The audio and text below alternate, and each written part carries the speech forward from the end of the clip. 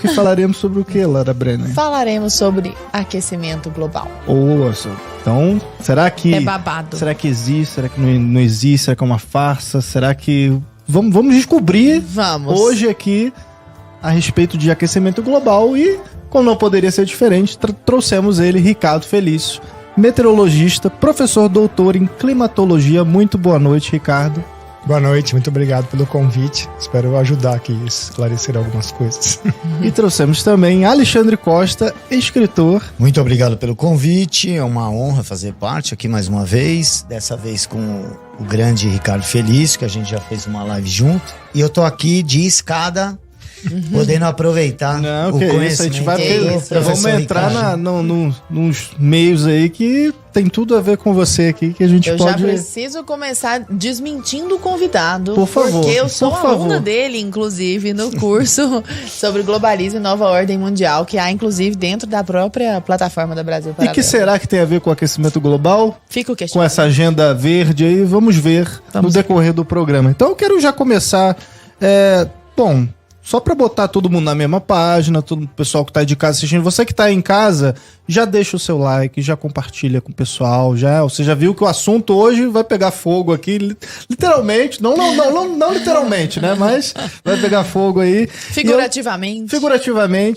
E eu gostaria de começar jogando a bola pro professor Felício, né? O que é aquecimento global, professor? Bom, vamos dizer assim que foi uma ideia que quiseram criar, dizendo que a temperatura do planeta média, que já é uma abstração total, né? Imagina você ter 510 milhões de quilômetros quadrados, achar que tem uma temperatura média. A temperatura varia de menos 70 a mais 50, média que eu falo é média do seu umbigo, né? Que não tem nenhuma representação física esse absurdo. E aí eles fizeram uma associação de que um dos gases pertencentes que fazem parte dos constituintes da atmosfera, mas um gás traço, que é o CO2, ele, a partir da sua proporção crescendo na atmosfera, isso faria a temperatura do planeta aquecer. Isso não tem nenhuma evidência científica que isso acontece. Tanto é que nós temos diversos períodos em que a concentração de CO2 já estava muito mais do que a atual, inclusive uma delas 10 vezes a atual, e o planeta Terra virou uma bola de sorvete. Então não tem nenhuma evidência científica que mostre que o CO2 consegue aquecer o planeta, né? Reter aí a radiação que fica presa na atmosfera. Então isso não existe. Eles conseguiram colar essa ideia, né? Através de modelos de computador. Então veja só, se a gente sempre fala assim, bom, a ciência tem que trabalhar em cima de observação, descrição, aí você passa para teorizar, ou seja, vai fazer levantamento de uma teoria, mas você tem que passar primeiro pela hipótese, e para chegar na teoria você tem que trazer as evidências, esse é o passo. E chegou no quarto passo que todo mundo esqueceu, né? Que se você teorizou e não funciona, chama-se reorientação do pensamento científico. O quarto esqueceram, jogaram ele no lixo, não existe mais. Por quê? Porque alguma coisa você esqueceu de observar, alguma coisa você esqueceu de descrever. E parece que hoje, quando a gente fala sobre modelos de mundo, né? Você agora usa o modelo que você inventa do mundo para justificar a sua hipótese. Olha só que coisa absurda. Não, mas aonde está a prova no mundo real do que você está falando, ou seja, trazer as evidências para corroborar a sua hipótese? Está no modelo de computador que eu fiz. Isso é um erro epistemológico científico crasso, quando a explicação que você está querendo dar é a própria imaginação que você fez, porque modelos são simplesmente imaginação. Professor, essa medida, essa aferição a respeito dessas 10 vezes mais, né? Esses 10 vezes mais em termos de quantidade de carbono. O senhor fala que no período interglacial houve um pico de carbono. É isso mesmo? Tô falando bobeira? Nós tivemos 2 períodos glaciais, ou seja, não era um interglacial. O interglacial é o que nós vivemos hoje. O glacial é quando a Terra vira uma bola de sorvete mesmo. Sim. E é interessante quando a gente vê a história do planeta, a maior parte do tempo o planeta passa como uma bola de sorvete, não como o período atual. Mas o carbono aumenta no interglacial ou no glacial? Nós tivemos períodos em que tivemos glaciais com carbono 10 vezes maior. 10 vezes maior. Essa aferição é feita analisando o próprio gelo que existe, Gelo, né? estratos de rocha, são chamados testemunhos. Então tem diversos tipos de, vamos dizer assim, proxies que indicam isso pra gente. Agora, o mais interessante é que quando a gente faz essa varredura toda dessas informações de avaliação do CO2 com temperaturas, a gente sempre vê, e o Al Gore mente descaradamente no seu documentário ali, que na verdade é filme de ficção científica, é que o CO2 sobe primeiro e a temperatura sobe depois. Não, é o contrário. A temperatura sobe primeiro e o CO2 acompanha. A temperatura desce e o CO2 acompanha. Isso tem um intervalo de tempo de 800 anos a 1000 anos. E os cilindros de Vostok são a prova fundamental de que isso aí é uma mentira. Tem uma manchete clássica do Al Gore lá, que ele fala que o gelo do Ártico ia desaparecer em 2014. 2012, né? 2012.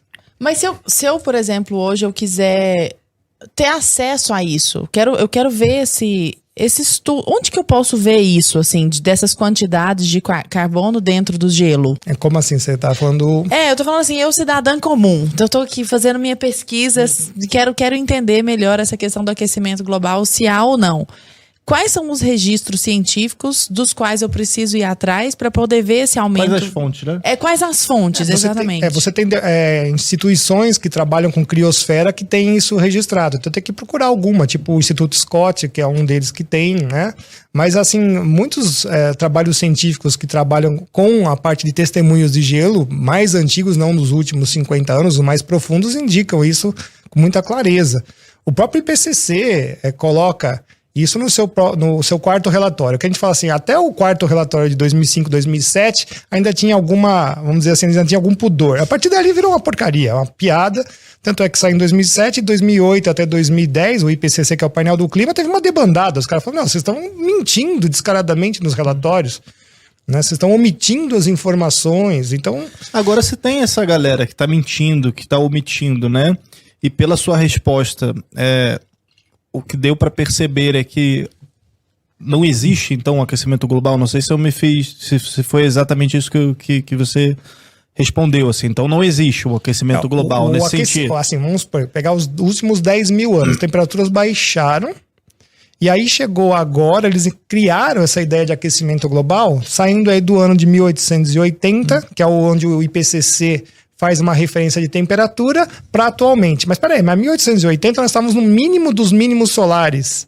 Uhum. E aí você pega aí mais ou menos 140 anos e fala que a temperatura da Terra subiu 1 grau. Os dados são do próprio GIS da NASA, que é o Goddard Institute, que era um departamentozinho que ninguém dava nenhum valor, de repente ele ganhou uma fortuna de dinheiro para falar de aquecimento global. Aí você pega essas temperaturas, peraí. O próprio Arrhenius já tinha falado que a temperatura média do planeta era 15 graus. Aí o GIS falou que é 14. E aí falou que foi para 15. Eu falei, tá, então 1 grau Celsius em 141 anos dá 0,01 grau Celsius por ano. E, portanto, isso não é representação física, porque na atmosfera a gente só mede a primeira casa decimal. Uhum. Então, quanto variou a temperatura? 0. Aí eles pegam década. Não, mas a década inteira variou 0,1. Aí eu continuo falando, mas peraí, 0,1 grau Celsius é uma coisa muito micro para você falar de 510 milhões de quilômetros quadrados, que é uma coisa muito macro. Aí você pergunta, o que vocês estão medindo? E se tem toda essa questão estatística de manipulação, professor Alexandre, quem é que lucra, então, já que não existe, de fato, esse aquecimento do jeito que eles estão falando? Quem será que lucra com essa ideia? Olha, o professor Ricardo já mostra que, assim, no nascedouro do negócio já tinha problema, né? E mesmo, vamos supor que mesmo que existisse um determinado crescimento aí da temperatura, a questão é, isso é antropogênico ou não? Foi criado pelo homem? A gente tem como interferir nisso? Porque a ideia que se passou desde pelo menos a década de 90, né, que isso começa, ainda não se falava em aquecimento global até chegar naquele documentário que se coloca como rebelde, né? Uma verdade inconveniente. Do Greenpeace, esse? Não, o do Al Gore. Do Al Gore. Ele fez esse documentário assim, como se fosse algo, olha, tô trazendo uma verdade que ninguém quer falar. Só que ganhou o Oscar. Eu nunca vi, assim, algo fora do sistema, né? Que é o que ele queria parecer, um vice-presidente americano. Mas compraram a ideia, né? Então, mas o que já, independente de se estivesse mesmo acontecendo, porque ele já mostra que até aí a gente tem dúvida, não tem muito como avaliar. Essa história de, perfeito, essa história de temperatura média, cara, é uma grande empulhação, né, meu? Como você faz isso? Como, né? Não tem nem como fazer assim. Mas aí, mesmo que estivesse, agora, isso é causado pelo homem, porque todo mundo hoje em dia tem a ideia de que o homem é capaz de tudo, né? Até para fazer o mal a gente tem limitação. Né? A gente não conhece nem o nosso planeta, né? Você vê, a versão oficial diz que a Terra tem 12 mil metros, né? A circunferência, então o raio teria 6 mil. 12 mil quilômetros, 12 mil, desculpa, 12 mil quilômetros de raio. Seria o raio 6 mil quilômetros. Quanto o homem já perfurou? 20 quilômetros, chutando alto aí, porque já era uma fenda lá, então eles já começaram o buraco num lugar que já era aberto. Então vamos lá, de 20 quilômetros para 6 mil quilômetros. Né? A gente não conhece nada. Isso é para mostrar, a gente não conhece aqui. Imagina o que a gente conhece do Sol, e como falar de temperatura na Terra sem entrar, né, nessas questões do Sol e desses números que a gente tem catalogado aí pela história. Então, por que isso? Primeira pergunta que faz é, por que os caras mentiriam isso? Qual que é o objetivo, né, por trás disso? Por quê? O primeiro deles é a diminuição das soberanias nacionais. Porque a partir do momento que você tem um pânico generalizado, né, você faz com que as pessoas aceitem ceder parte dos seus direitos, das suas liberdades, em troca de, olha, é uma... Bem comum, né? Comunicação de guerra, né? Olha, tá em guerra, então nós vamos... Reduzir o consumo, deixar de usar água, parar de comer carne. Só que isso, a gente vê que como não pode estar necessariamente atrelado à ideia antropogênica, então deveria ter que se discutir assim, o equilíbrio disso. Peraí, os problemas que a gente vai ter, por exemplo, ao diminuir a produção de comida, que é o que a gente está vivendo hoje, uma coisa assassina que estão fazendo hoje,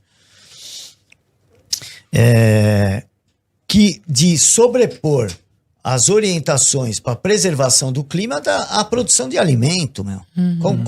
Tem que explicar isso para as pessoas, falar, olha, você acha então que a gente tem que preservar o meio ambiente mesmo que seu filho passe fome?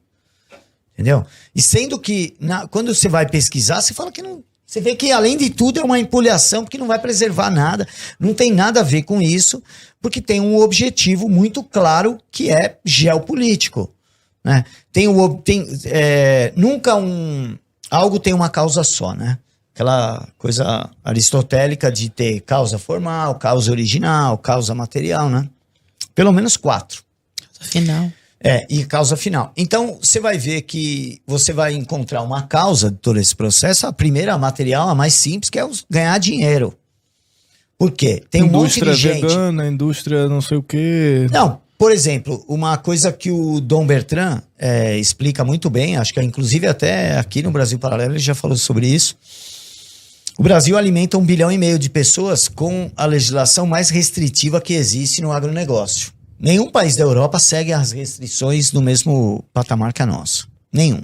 Então imagina, e mesmo assim a gente tem uma eficiência no nosso agronegócio, que acho que os 2 únicos negócios que funcionam tão bem assim no Brasil é o agronegócio e o tráfico de drogas, né? Que é organizado o negócio, né? E aí a gente vê que mesmo com toda essa restrição, esses caras conseguem produzir comida para 1,5 bilhão de pessoas. Então, imagina quantos players do mercado de commodities da agricultura, ou de carne, ou de outras coisas, tem interesse que a gente diminua a nossa produção. Né? Então, até aquele outro documentário que a gente fez aqui, a gente tratou bem disso, né? Como tinha interesses internacionais... a cortina de fumaça. Como tinha interesses internacionais na separação de território para demarcação indígena, para demarcação ambiental, para isso. Por quê? Porque ia reduzindo a nossa capacidade de produção. Então, já começa pela mais simples, dinheiro. Mas tem coisas mais complexas que a gente pode ir falando ao longo do... Só como um desdobrar dessa resposta, até peço desculpa por não balancear nesse momento, mas é porque eu acho que vai ser um bom aprofundamento. Então, da sua perspectiva, a defesa de um aquecimento global seria uma forma, um dos instrumentos, uma das maneiras, um dos argumentos pró-globalismo. Exatamente, para submeter as nações a entregar sua soberania a decisões de organismos internacionais. Aliás, só para quem caiu de paraquedas aqui no papo, o que seria globalismo e qual é a diferença de globalismo para globalização?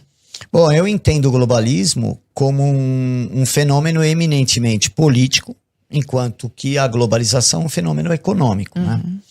Embora hoje essa intenção de se criar um ambiente de governança global vem usando os benefícios da globalização como moeda de troca, como moeda de ameaça e de chantagem. Né? Ou seja, o globalismo instrumentaliza a globalização. Olha, se você não aceitar essa regra ambiental aqui da ONU, ou da NASA, ou de que seja quem for... OMS na pandemia. OMS na pandemia. Em todas as áreas, você não vai poder usufruir de determinado financiamento do Banco Mundial, do FMI. E passam por cima, inclusive, da Constituição, Total, né? A gente recebeu o Ivan Sartori aqui, desembargador, né? Ele comentando, né? Tipo, no período da pandemia, né? Vinha uma decisão da OMS e aí, tipo, passava por cima da Constituição aqui e é isso, e fica por isso mesmo, entendeu? Em que outro momento da história... Uma organização supranacional... Não, pior que isso até. Já é ruim a OMS. Agora imagina, uma empresa que vende um produto e fala, eu não vou me responsabilizar por eventuais problemas. Sim. Em que outro momento na história a gente teve isso? Ou seja, a submissão da soberania nacional a uma empresa. Olha que ponto a gente chegou. Nós abaixamos as calças para uma empresa. E isso eu acho que vai criar jurisprudência que a gente nunca mais vai conseguir enfrentar esse tipo de coisa de outra maneira. Agora, Felício, o professor Alexandre Costa, ele comentou, né, dessa questão antropogênica, não é isso? Do aquecimento global. Que se seria ou não, né? Que todo mundo, acho que entra nesse argumento, né? Porque falam, não, o aquecimento há. Agora, vamos saber se foi o homem ou não que causou, né? Porque o pessoal fala, não, porque o planeta tá sempre mudando, né? O planeta ele já foi uma bola de sorvete, aí depois ele aquece, aí depois desaquece e tal. E será que... Acho que a discussão tá mais nisso, de se é o homem que causou ou não, ou a discussão ainda dá um passo atrás do se existe ou não o tal do aquecimento? Olha, dentro da própria do grupo dos cientistas que são céticos à história dos aquecimentistas, também tem bastante divergências. Tem gente que fala assim, aqueceu muito pouco. Tem gente que fala, não, isso aí não aqueceu porque faz parte da variabilidade, e o nosso interglacial atual é um dos mais frios dos últimos 10, olha só, nos últimos 10 interglaciais esse é o mais frio, por isso que tem muito gelo no planeta ainda. Eu falo, mas tá derretendo, tá derretendo nada, nós estamos no interglacial e tem gelo continental, você tá de brincadeira, era pra ter derretido muito mais, então tá muito frio o planeta em relação aos outros interglaciais. Então existe também essa discussão entre os próprios cientistas céticos. Eu não vejo aquecimento nessa variação que eu falei, 0,01, ou seja, precisa de uma década para falar que subiu 0,1 nesse tamanhão de planeta, alguma coisa está muito errada. Por quê? Porque primeiro que o planeta Terra não é um planeta só, né? Eu falo assim, dá para dividir ele em 3. A gente fala primeiro 2, depois que você vai estudando mais, você vê que a climatologia do planeta Terra divide em 3. Hemisfério sul, dos 30 graus para o Polo Sul, 30 graus norte para o Polo Norte, e a parte tropical. São 3 coisas totalmente diferentes. Aí você vê que a era dos satélites nasce com uma coerência de dados mais específica agora, praticamente no final dos anos 70 para agora. Bom, então a era dos satélites nasce no período mais quente, que foi o El Niño do século, o final do século 20, que foi um pouquinho mais quente, porque nós saímos do mínimo solar e chegou no máximo solar em 1957. Então, tem todo vamos dizer assim, um delay aí do planeta se ajustando com essas novas, né, com o novo padrão que está vindo de energia. Isso aí faz parte da variabilidade. Então, se você estuda o hemisfério norte, você vê que ele tem uma variação muito maior de temperaturas do que o hemisfério sul. Aí o pessoal fala, olha, tá aqui a prova. Eu falei, mas peraí, o hemisfério norte é diferente. É muito diferente. O Ártico, ele derrete, ele congela, ele derrete, ele fica fazendo esse movimento também por causa de outros fenômenos. Qual deles? Por exemplo, o próprio movimento nodal da Lua. A cada 18 anos e meio, quase 19 anos, a Lua ganha um pouco mais de latitude e perde um pouco mais de latitude. Nisso, com o movimento de marés, ela pega a água dos trópicos e joga para a parte polar. Então, o Ártico, que não é um continente, mas é só mar congelado, ele sente isso mais, né? Então ele derrete um pouco mais, depois ele congela um pouco mais. E o pessoal da Guerra Fria estava cansado de saber disso. Porque todo mundo esquece, olha, a arma suprema era o submarino. Agora eu estou na área do professor Alexandre. A arma suprema era o submarino. A Segunda Guerra Mundial, os alemães provaram isso. Tanto é que todos os programas, tanto da ex-União Soviética quanto dos Estados Unidos, eu quero lançar um míssil do Polo Norte para pegar meus adversários de calça curta.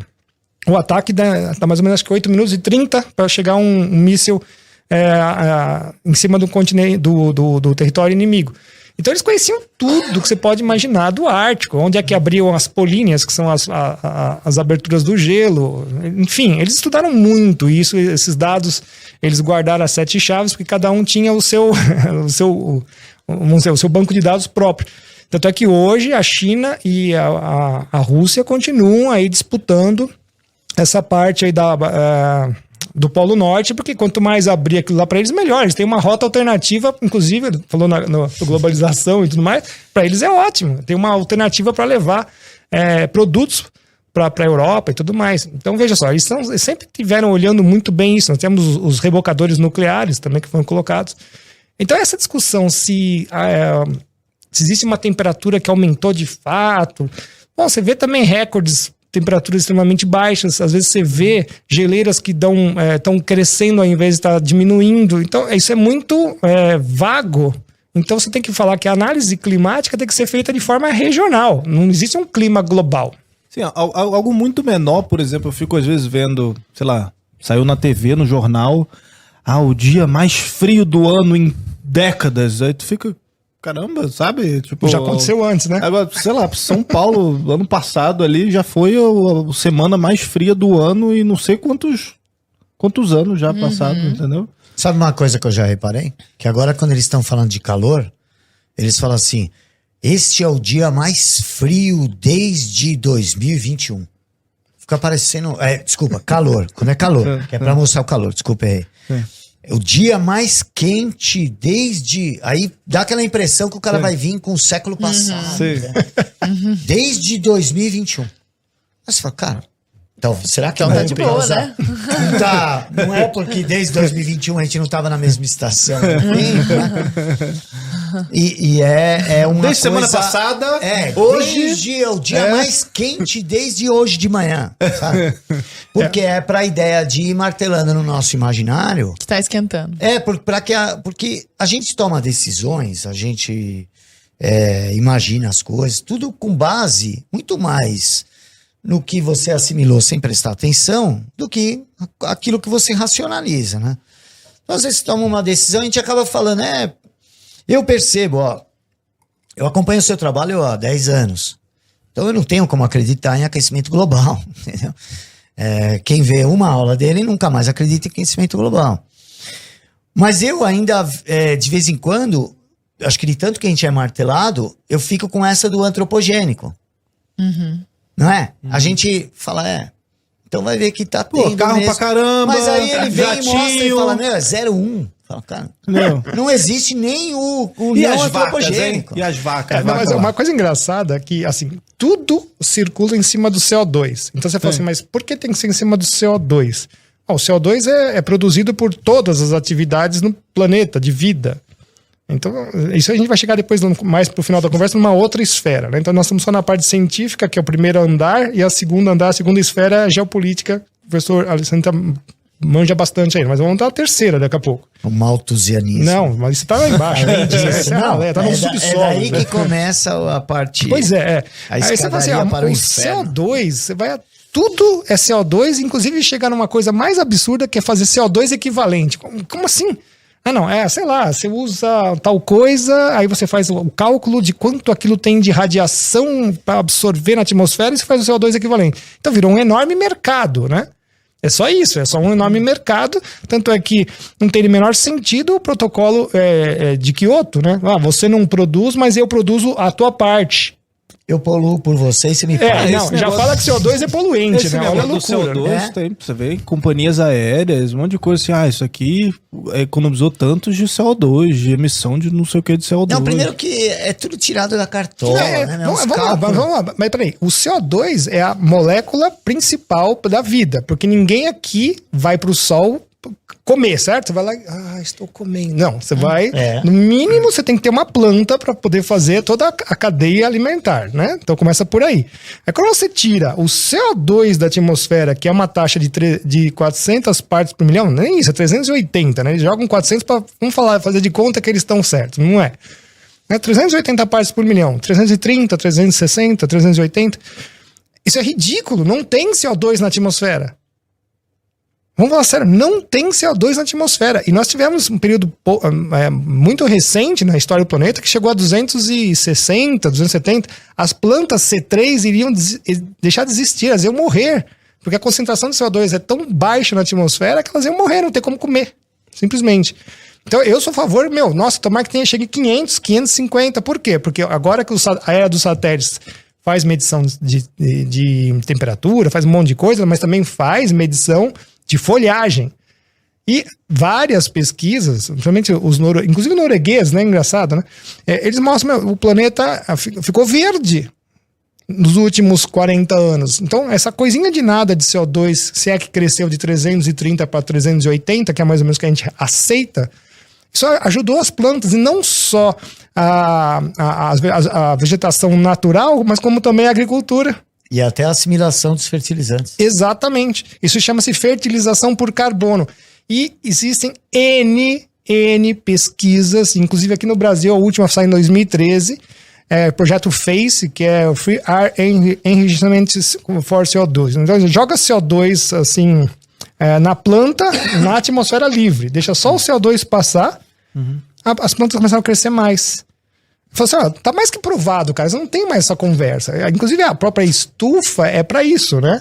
Pra que você faz a estufa? Que os caras falam do efeito estufa. Isso é uma mentira. Eu botei na pauta aqui, eu quero entrar nesse assunto aí. Vamos falar daqui a pouco. Então, eu vou deixar pra daqui a pouco. Mas só pra mostrar aqui, fizeram uma pesquisa, já tem muitos anos, aqui no Brasil já tá fazendo quase 10, de você soltar CO2 na própria atmosfera livre, deixa o vento passar pelas plantas, e fizeram a de controle, cafezal, né? Fora tinha lá 1 ano, as plantinhas desse tamanho. Ali dentro 6 meses, 3 vezes maior tamanho. Tá mais que provado, o CO2 ajuda a fertilização das plantas, é mais produção de comida. Não, eles conseguem nos enganar de tal maneira, porque o que você falou tem que matar o negócio. A estufa, meu Deus do céu. Pra que a gente usa estufa? Produz muito mais rápido. E o que tem mais lá? O CO2 que eles criaram, a fórmula para botar medo, né? Isso. Né? Não pode chamar pelo CO2, né? Veneno, aquele negócio. Poluição, né? Esse negócio aí. Toma cuidado com esse H2O aí. Esse negócio pode te matar, entendeu? Mas qual que é o argumento de que o efeito estufa seria maléfico, assim? O que se argumenta em defesa deste argumento, sabe? Então vamos começar explicando que a atmosfera da Terra não trabalha como uma estufa. Isso é um conceito totalmente equivocado que vem lá da turma do Carl Sagan e Companhia Limitada. A atmosfera da Terra trabalha como um amortecedor. Porque se fosse sem atmosfera, significa o quê? Toda a radiação que chega bate na superfície, a superfície sólida é um bom absorvedor, também é um bom emissor. Ou seja, tudo que ele absorve, ele manda embora. O que a atmosfera faz? Opa, segura esse negócio. Sim. Ele rebate. Mas não fica. Mas, por exemplo, no ar tem umas partículas, assim, tem sólidos lá. Não fica um pouco no próprio ar? Tipo, ele bate na superfície e volta. A atmosfera da Terra, a gente chama ela de. A atmosfera trabalha de forma seletiva. O que é forma seletiva? Tem todo um espectro de energia que chega do Sol né? Dependendo da camada da atmosfera, ela faz uma seleção, ela tira aquele espectro. Então veja só como é uma bênção divina mesmo. São vários filtros. Né? Vários filtros, ou seja, coisas extremamente malévolas. Que chegasse aqui, a gente ia ser uma sopa de câncer, já fica lá para cima. Ionosfera. Bloqueia tudo que você pode imaginar de coisa assim extremamente nociva, fica presa lá. Depois você começa a chegar na parte do espectro que é mais próximo do visível, mas ainda não é visível, são os ultravioletas. Então, o primeiro espectro assim, dos muito nocivos para o visível que a gente enxerga aqui, então, seria o ultravioleta C, que é uma banda imensa, gigantesca, a gente vira sopa de câncer. Aonde isso fica bloqueado? Lá na estratosfera. Quem que bloqueia isso? O gás oxigênio molecular, o O2, que está aí na taxa de 21% na atmosfera. Então, a primeira defesa da atmosfera é o próprio oxigênio. Aí, o que acontece nesse processo? Imagina que você tem uma molécula que tem uma ligação muito resistente, é muito forte. Então, realmente, você precisa ter uma pancada gigantesca, que é só o ultravioleta C, que é uma onda muito pequenininha que arrebenta aquela ligação, aí ela solta, o oxigênio fica com uma perninha ali. Bom, a chance dele achar um outro oxigênio são de 21%, ou o nitrogênio está em 78%. Então, ele gruda e vira o O3, que é o ozônio. Né? Aí são 3 oxigênios. Aí ele vira um ônibus, né? Porque era pequenininho, virou um ônibus, assim. Aí ele pega o quê? Olha que bênção. Pega o ultravioleta B, que é o vizinho lá de cá. Então ele modera, ele não bloqueia, ele modera. O C não chega, em hipótese alguma. Aí ele modera o B. Nossa, mas que... E aí depois passa um pouco, né? Porque aí fica aquela coisa da camada de ozônio, aquela outra mentira, né? Não, o ozônio, ele se faz por causa do oxigênio atômico, molecular. O O2, ele se faz O3, mas ele precisa do quê? De energia, ou seja, só forma ozônio se tiver radiação solar. O que não tem durante os invernos nos polos? Luz. Não tem radiação solar, não é dia, é noite, né? Fica lá 3, 4 meses de noite. Bom, se você não tem luz, vai formar ozônio durante o inverno? Não. O ozônio, inclusive, ele se reage muito rápido, encostou um no outro, desmancha. Então, veja só, é um processo de ciclagem absurdamente rápido que segura a radiação ultravioleta B, da qual nós precisamos tomar a nossa dose. Se nós não tomarmos radiação ultravioleta B, tá, nós não vamos fixar, por exemplo, o cálcio nos ossos. Então a gente precisa tomar essa radiação. O que eles fizeram? Assustaram o planeta inteiro. Não toma sol, não toma sol, não toma sol. Passa protetor solar. Falei, protetor solar bloqueia a radiação que você precisa tomar, que é B. E não bloqueia o A, porque o A já é o outro espectro que está quase no visível e ele anda juntinho com a luz. Ou seja, você logo de manhã cedo já está tomando pico de radiação ultravioleta A. Aí eles mandam você tomar sol que horas?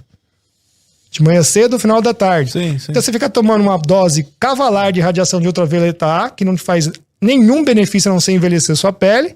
E a hora que você teria que tomar a sua dose medicinal de radiação ultravioleta B, quando que é? Meio-dia. Meio-dia. Caraca, essa é a Red Pill. O pior é que eu sabia disso, você acredita? Não, essa é a Red Pill. Por causa das mulheres maravilhosas, de peles maravilhosas, elas falam 15 minutos do sol do meio-dia. 15 minutos sol do meio-dia, dependendo da estação do ano, você toma 2, 3 vezes por dia, por semana. No verão você pode tomar até menos. E sem protetor. E sem protetor, porque você tem que tomar aquela radiação ultravioleta B. Se você não tomar, não adianta. Aí as mulheres, elas têm mais gordurinhas, eu chamo de painel solar feminino, né? Então elas têm mais gordurinha, por quê? Porque as mulheres, em geral, consomem muito mais cálcio mesmo durante a vida.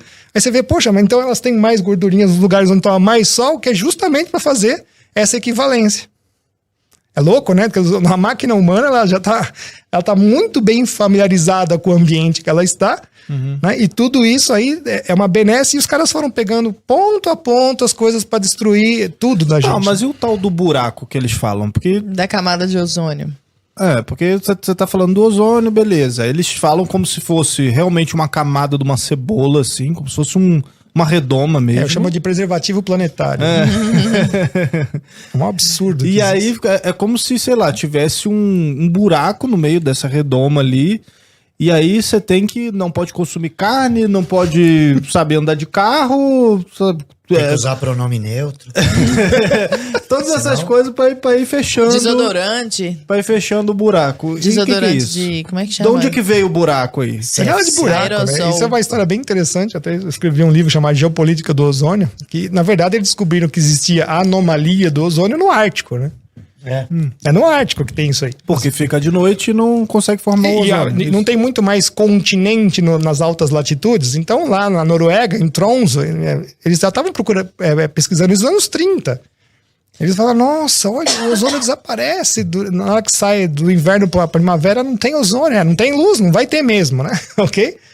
Aí, quando chega no Ano Geofísico Internacional de 1957 a 1958 e foi estendido a 59 porque o Sol estava no pico, o Dobson, que a gente chama que é o pai do ozônio, falou, cara, eu quero ir pra Antártida pra saber como é que é lá.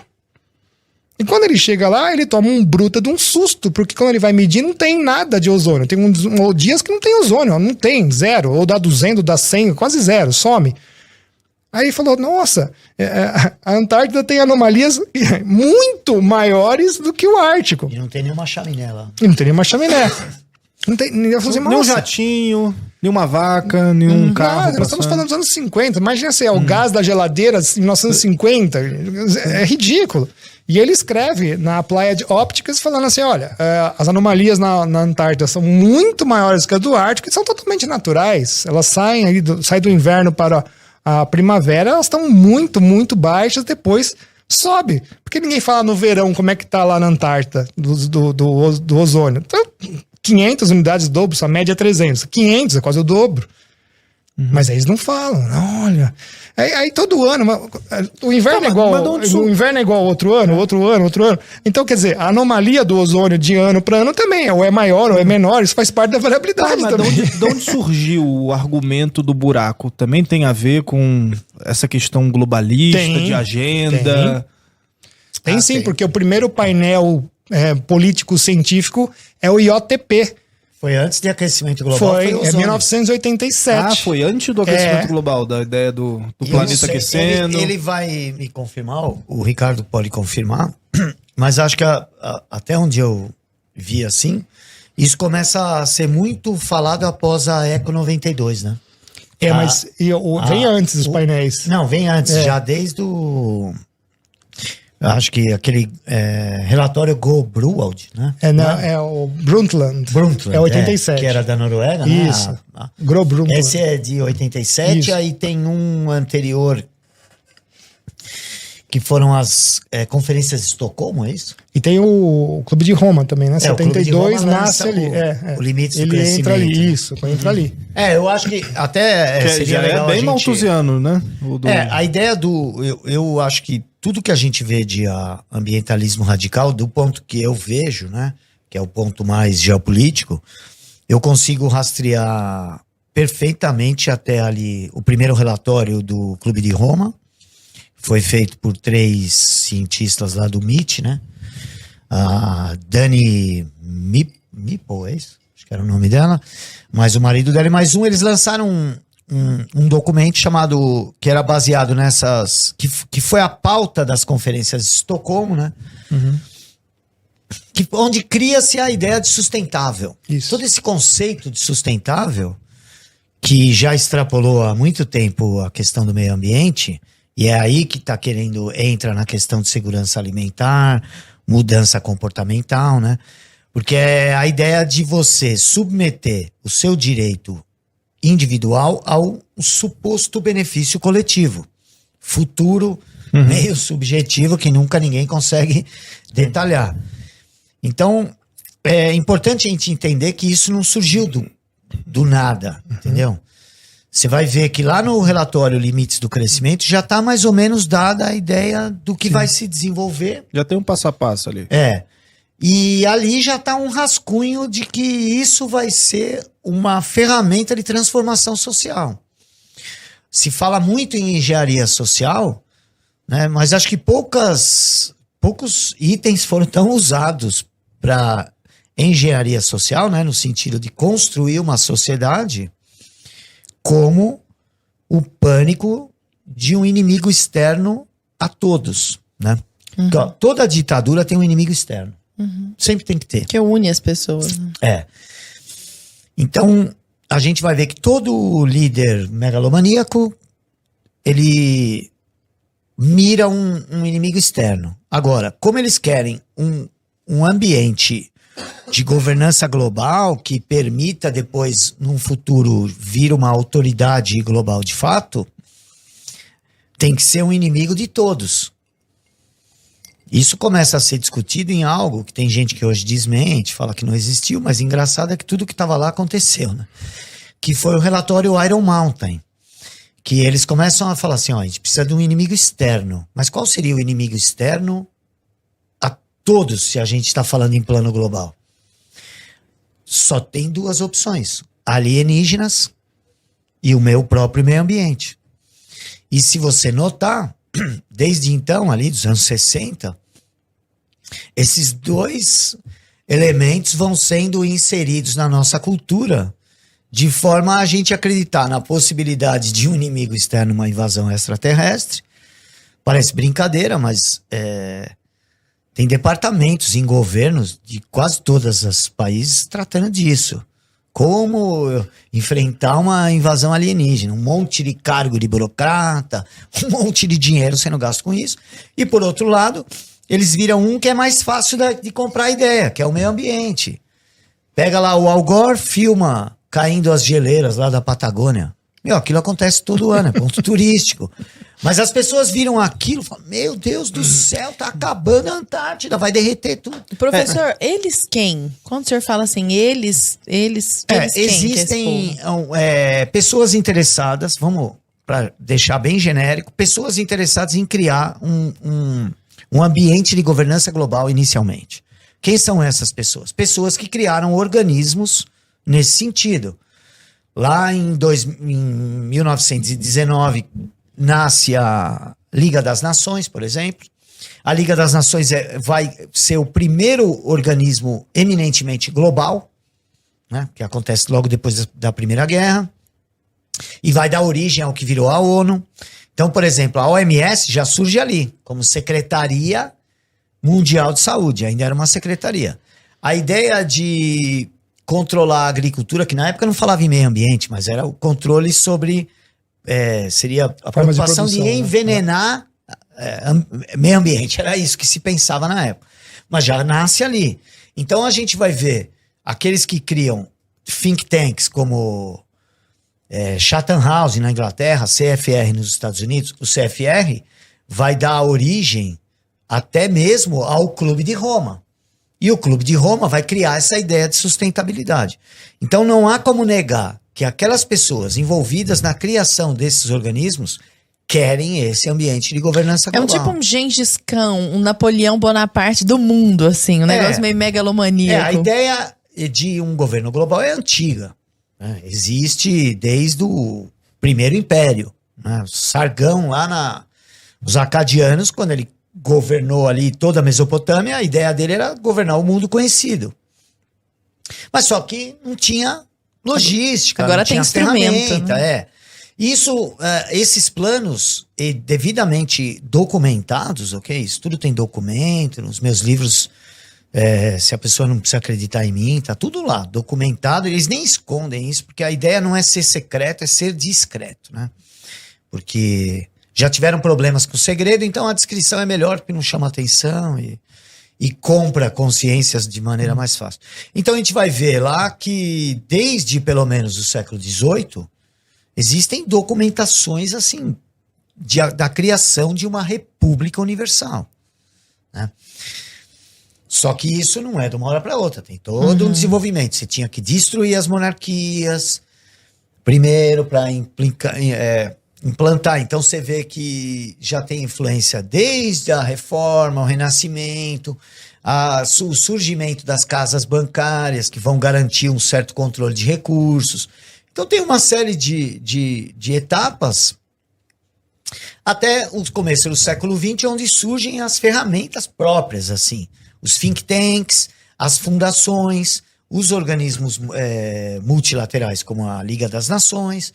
E vai caminhando mais, assim, surge um sistema financeiro internacional que não tinha, vai surgir em 1913 o Federal Reserve, um modelo de banco central para o mundo inteiro, todo mundo copiou. Sim. E depois vai surgir o BIS, o Banco de Compensações Internacionais, que é o Banco Central dos Bancos Centrais, na década de 30, aí vem Bretton Woods, a gente vai ver que é tudo o fim do lastro do dinheiro, tá tudo caminhando no mesmo sentido. E quando a gente olha só esse ambientalismo radical, parece um negócio meio uma peça solta, mas não é. Porque são... Tá tudo interligado ali, né? porque são as mesmas famílias, os mesmos organismos. Isso você tá falando das famílias, só rapidamente para tentar contextualizar pro pessoal de casa, você tá comentando dessas organizações, né? Dessas ONGs. Quem seriam, então, os donos aí do mundo? A gente pode falar nomes, assim, porque a gente sempre pensa em globalismo e fica, o George Soros e tal. Bill Gates, a gente fica com esses nomes. Políticas mais poderosas, assim, porque estão até mais tempo, né? Mas normalmente é aquilo que eu falo, é sempre presuma banqueiro, né? Como tem o sempre presuma macumba aí do Brasileirinhos, a gente tem o sempre presuma banqueiro. Quando você vai olhar, tem um banqueiro lá. Nenhum desses organismos foi criado por alguém que não seja um banqueiro. Pode falar qualquer um deles aí. Liga das Nações, ONU. Só que é um negócio meio diluído, por exemplo, né? Não é o prédio da ONU foi cedido pelo David Rockefeller, dono do Chase Manhattan. O Federal Reserve foi decidido numa reunião na casa do JP Morgan, lá nas Ilhas Jekyll. Tudo isso, assim, você vai vendo, você vê. Quem criou o BIS foi a família Rothschild. Quem criou o CFE foi a família Rockefeller. Você começa a ver todas essas famílias. E aí você vai ver, por exemplo, o Gates. O Gates é uma continuidade da Fundação Rockefeller. Tanto que o primeiro presidente da Fundação Rockefeller era o Frederick Gates. É o inventor da filantropia. Quem inventou a filantropia foi o Frederick Gates, no final do século XIX ainda. Então a gente vai ver que tudo isso está caminhando junto. E aí você vê a questão das mudanças comportamentais, as questões ideológicas, educacionais, até a estrutura dos países. Você vê que a gente foi mudando. A ideia de Suprema Corte, por exemplo. De onde surgiu isso daí? Por quê? Pensa bem. Por quê? Nós temos a divisão de poder e a gente tem um poder que não é a gente que escolhe. Por quê? Por que ser um poder e não um departamento de Estado como era, na verdade, antigamente? Entendeu? Agora, a gente está numa época que tudo que era antes fica parecendo absurdo. Fala, não, peraí. Como, por exemplo, a existência de Banco Central. Os caras falam, mas como? Fala, peraí. A humanidade viveu 6.000 anos sem isso. E vivemos muito bem. Todo mundo vivia bem. Aí você, precisa criar o Banco Central. Mas peraí, precisa pra quem? Precisa criar uma empresa pra cuidar do... Precisa pra quem? A gente precisava da ONU. Tirar o lastro do... Pra que serve a ONU? Sério, mostra na prática algo. Entendeu? Não serve pra nada isso daí. E normalmente os burocratas que estão lá ganham 10 vezes mais do que aquelas pessoas que a gente escolheu por nosso voto. Né? Então, respondendo resumidamente... quando você puxa o barbante, sai sempre as mesmas famílias. E às vezes você vê um sobrenome, que é o que eu tava falando pra ele antes da gente começar. Às vezes eu vou olhar, eu fico 4, 5 horas olhando aquele negócio de genealogia. Me perco lá. Porque você começa a ver as coisas assim, que você fala, mas esse cara aqui então quebra a regra, porque é outro sobrenome. Aí você vai ver, porque a irmã dele casou com outro, entendeu? E é tudo igual. E aí, hoje, a gente chegou nesse novo modelo de cartelização, que é a cartelização via fundos de investimento, via offshore, via holding, via ONG, né? Fundações não governamentais de que não tem interesse financeira, né? Sem painel interesse. político-científico. Isso, painel político-científico. Quem conhece um pouco do que é a indústria farmacêutica sabe quem é que manda. Eu trabalhei nessa área na indústria médica. Na indústria médica, né? O mercado médico, quem manda é a indústria farmacêutica. Formação médica. Acredito que nas outras áreas científicas acontece a mesma coisa. Então você vê, finalizando para... É difícil você achar algo que não esteja caminhando, assim, é como se, embora fossem coisas de aspectos diferentes, com nuances, intensidades, períodos diferentes, todos empurram a bola para o mesmo lado. Todos empurram a mesma agenda. É a mesma agenda. Isso que o senhor está falando, que quem manda na indústria, quem manda na formação médica é a indústria farmacêutica, né? Então a maneira. 100%. Então, tipo, às vezes o médico tá lá prescrevendo tal coisa, não é porque ele é um malvadão, é porque ele recebeu aquela formação. E era mais ou menos essa pergunta que eu queria jogar pro Felício. Só fechando isso, para ver essa questão médica que vai servir de exemplo para ele falar da área dele. Quem tiver interesse, pesquisa. Tem livros sobre isso, inclusive da FAPESP, eu indico sempre nas minhas lives. A Fundação Rockefeller é a responsável pelo que é a medicina hoje. Começou com a fundação do Andrew Carnegie, que foi criada um pouco antes, mas depois a Fundação Rockefeller fundou praticamente todas as escolas de medicina do mundo. Entendeu? Desde 1919 eles já estavam formando escola de médico na China, em 19. Em 16 aqui no Brasil. Eles montaram o nosso sistema público de saúde. Eles chegaram aqui em 1915, 16, contrataram o Carlos Chagas. Sim, entendeu? Você pega o melhor do segmento. Então, toda a medicina tradicional de 6.000 anos foi jogada no lixo. Por quê?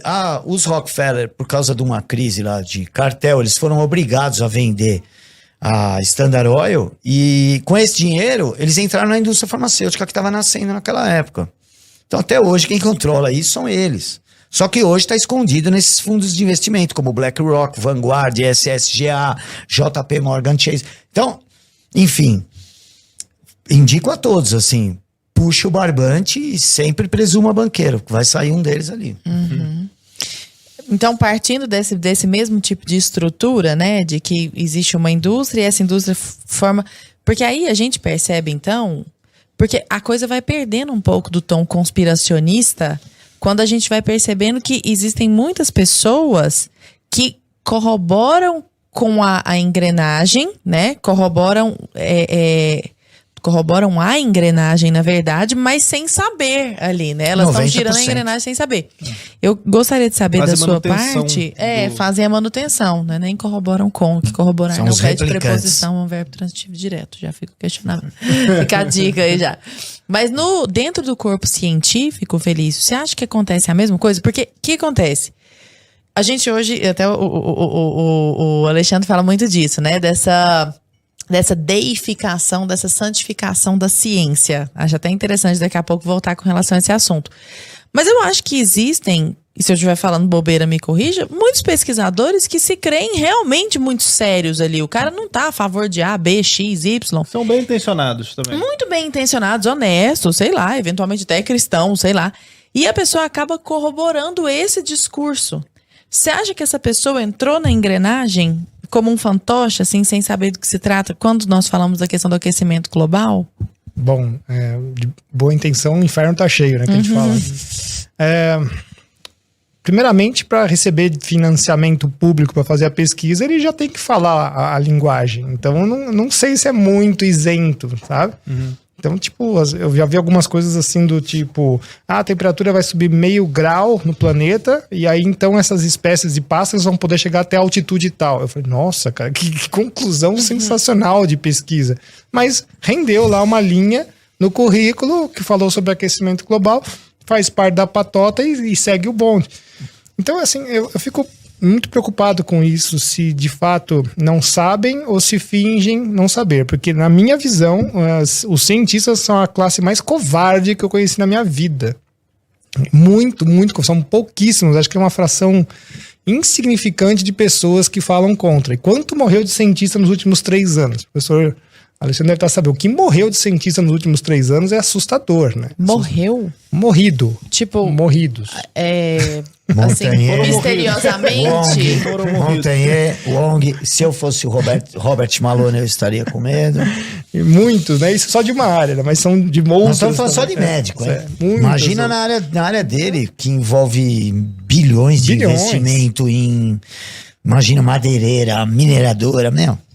E depois a gente é que é financiado pelo petróleo e o agronegócio, né? Eu recebo uma fortuna de dinheiro do agronegócio. Financiado pelo agronegócio, petróleo, nem que é sabia. assustador, sabe? Deixa o seu Pix aí pra galera, pois então. é, gente, é assustador. Eles falam assim, quem é contra a vacina que recebe dinheiro. Eu falo, cara, Recebe de quem, então? É muito Não é mais estupidez, fácil o cara que tá vendendo bilhões de doses a $10, meio ml? Não é mais fácil esse cara que tem fama de comprar consciência médica? É absurdo. Mas Então, nós é que somos os vendidos. E a gente vê que o mercado do clima é uma coisa assustadora. Eles lavaram no mercado internacional 5 trilhões de euros. Ninguém sabe para onde esse dinheiro foi. Eles quem? Eles, o mercado do carbono, lavou, sumiu. Puseram 5, 6 traders na cadeia para falar que eram como é que é o bode expiatório, né? Os laranjas lá. Os laranjas lá para falar, ficou 2, 3 anos preso, mas sumiu esse dinheiro. O que é o mercado do carbono, assim, Assim, na prática? o Alexandre não vai cortar a árvorezinha dele, eu vou comprar a cota de carbono dele para minha fábrica Pra eu produzir poder 2 poluir. vezes. Quer dizer, aí você fala assim, o que tem a ver fábrica com CO2? Sai tudo que é porcaria da fábrica, o CO2 é porque queimou energia, né? Então, olha só como as coisas são assim, surreais, né? O cara joga tudo que é porcaria de produto na natureza. Não, mas é quanto você consumiu de CO2, você usou petróleo. Aí eu comprei a cota dele. Que beleza disso, né? Aí você dá um dinheirinho pra ele. Mas quem decide quanto vale a tonelada de carbono são os mesmos traders. Certo? Então, mas eu faço, por exemplo, esse microfone, essas coisas tudo que vocês estão vendo aqui, que são milhões de dólares. E o CO2 não vale nada. Só que você não pode mais produzir porque você vendeu a sua cota e eu produzo. Aí você vai comprar esses equipamentos de quem? Meus. Agora, pior ainda Virou uma bolsa. Já é uma bolsa de valores desse crédito. Isso aí. Aí tem aqueles MDLs, Mecanismo de Desenvolvimento Limpo, que pra mim assim, é a coisa mais absurda que existe. É aquele dinheiro fiduciário, né? Você já fala assim, ó, eu vou te dar o dinheiro aqui do CO2, mas você tem que comprar o meu produto. Esse dinheiro só pode fazer. Aí ele vai te vender lá uma torre eólica, porcaria, que vai durar 3 anos, não vai gerar energia elétrica nenhuma e a sua conta de luz no seu país vai ficar 10 vezes mais. Enquanto ele continua usando petróleo, mantendo as suas fábricas. Então, é uma máfia tão gigantesca que depois de 20 anos, mais de 20 anos já, eu fico assim abismado dos caras querem voltar a isso. E o Brasil agora entrando com um cadastro de que vai registrar tudo das pessoas, das indústrias e tudo mais, para chegar no imposto do CO2, que é o que eles querem. Né? Que coisa mais maravilhosa para todos os governos do planeta de criar mais impostos. Tem alguma? Não tem. Ó, e uma coisa importante. A partir do momento que tiver um imposto mundial, está estabelecido o governo mundial, certo? Começa por aí. Que vai ter que ter um órgão para calcular, Prestar cobrar contas. e Pra punir. fiscalizar. E punir. O pior é o punir. E outra, então, para ele punir, ele vai ter que atropelar a soberania. Nós vamos ter que dar um poder que hoje não existe para um organismo internacional para que ele possa dar continuidade a isso. E a ideia da OMS agora serviu como preparação para as pessoas aceitarem isso num outro momento. Mas você acha, professor, que vai começar então por esse lado do carbono, né, do lado do meio ambiente, do ambientalismo, da sustentabilidade, porque é um argumento muito mais empático, fácil. né? É um argumento de tipo, cara, mas E é pô, tu algo não que quer você salvar o planeta, pô? E é algo que você não tem como refutar, porque é tudo muito grande. Abstrato, né, claro. É tudo muito técnico. subjetivo, É um técnico que ninguém, tipo, você não vai atrás Mas dessa tem uma outra coisa informação. pior. Eles atribuem ao ser humano o poder de mudar o clima. Que nós somos fantásticos. Então, assim, na hora que você vira a chave do carro lá, ou você liga a luz aqui do estúdio, você tá mudando a temperatura do planeta, cara. Você vê que poder que você tem? E como eu disse, ainda não furamos nem 20 quilômetros, cara. A gente nem sabe o que tem dentro. Agora, quando eles usam, por exemplo, fotos de ursos polares um pedacinho mínimo de gelo. Coitado, né? Com A aquele mudança. sangue. Tem que ter sangue pra ficar bem chocante. Então eles pegam a hora que ele acabou de matar uma foca. Já viu que é? Aí eles põem assim, ele isolado, assim, parece que só tem aquele negocinho de gelo ali. Assim, é uma manipulação psicológica violenta. Esse lance do sangue, eu já comentei desse perfil aqui uma vez quando a gente tava com o Richard Rasmussen, inclusive, né, são 2 perfis que eu acho geniais, assim, que é o Nature is Metal e o The Dark Side of Nature, né, que são perfis só com fotos, assim, da natureza se matando dano, cara. Tipo assim, se tu larga um ser humano pelado no meio do mato, ele vai se ferrar, cara, ali. A natureza a é natureza cruel, vai a gente fala. engolir ele. Vai todo mundo ficar, ai, porque vamos salvar os bichinhos, os animaizinhos, porque eles são fofinhos. Não Tipo, teve uma reclamação aí no Twitter porque da onça cara lá? filmou a onça pegando Comendo acho uma que capivara. Aí cancelaram a onça porque ela comeu uma capivara. E gente. o cara que filmou, ele não salvou a porque ele capivara. não salvou. Mas olha como essa plantação aí no nosso imaginário que foi feito durante décadas levou as pessoas é próximo do retardo mental, né? Porque o cara que acha algo que se impressiona com uma onça pegando...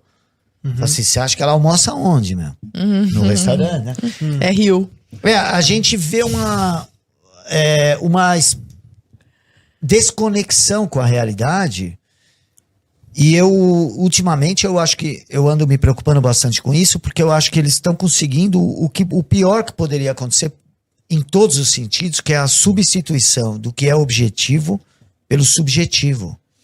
Por quê? Porque aí quem controla o discurso tá sempre com a razão. Se é subjetivo, quem controla o discurso é o que está acontecendo hoje. O que é a ideologia de gênero?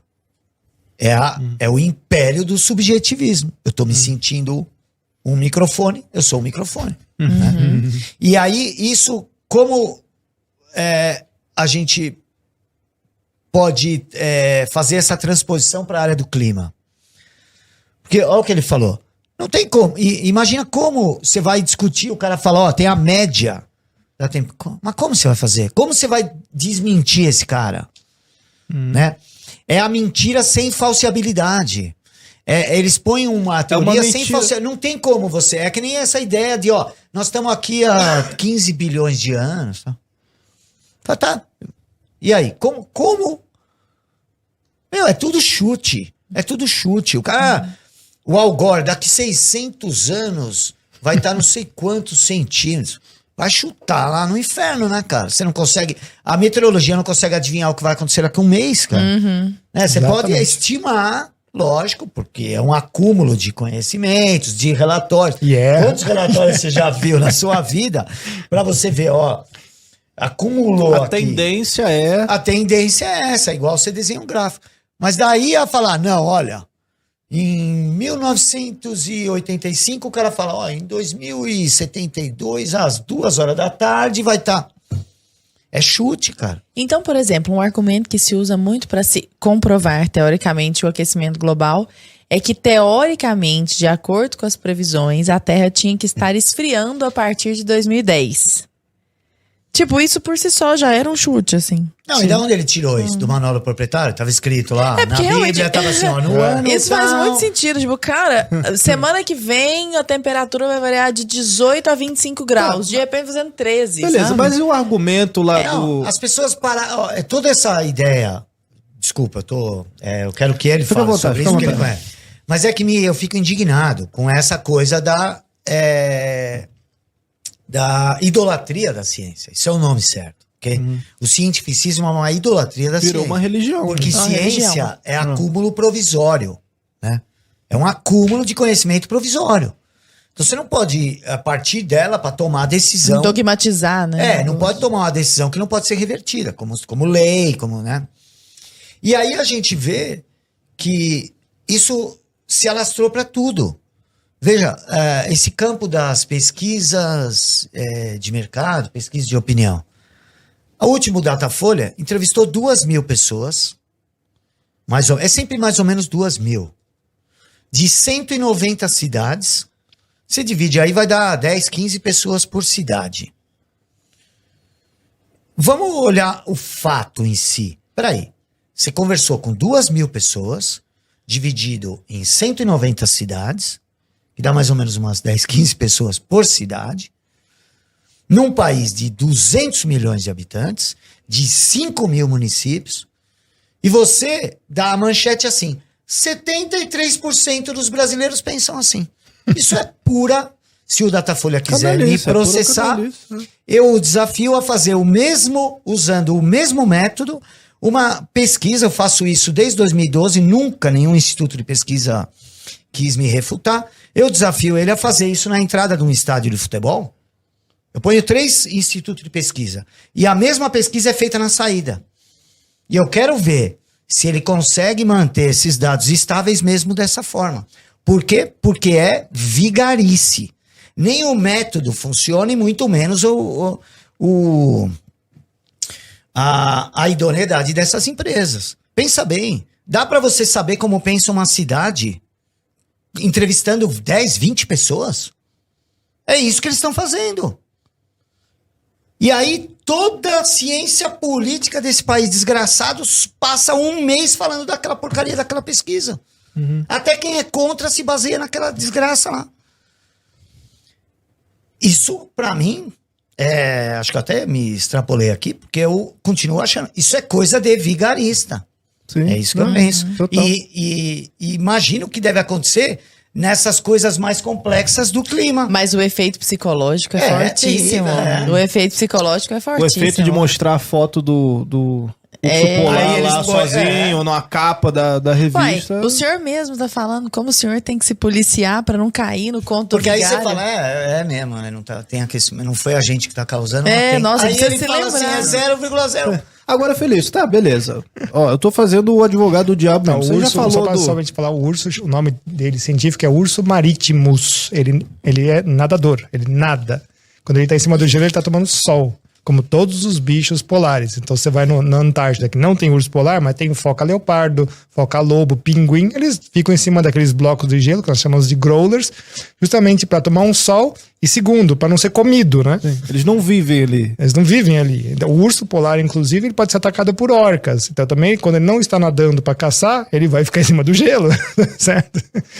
Muito bom, é uma boa Caramba. explicação pra galera de casa, porque a gente nunca nem chegou nem perto disso, né? A gente só via professora no Animal Susan- Planet. Então... É Susan Crawford. Eu tô tentando lembrar o nome, deu tempo de vir da memória. Sim. Ela é especialista em ursos polares, ela derruba completamente qualquer hipótese fraudulenta que esses caras façam sobre ursos polares.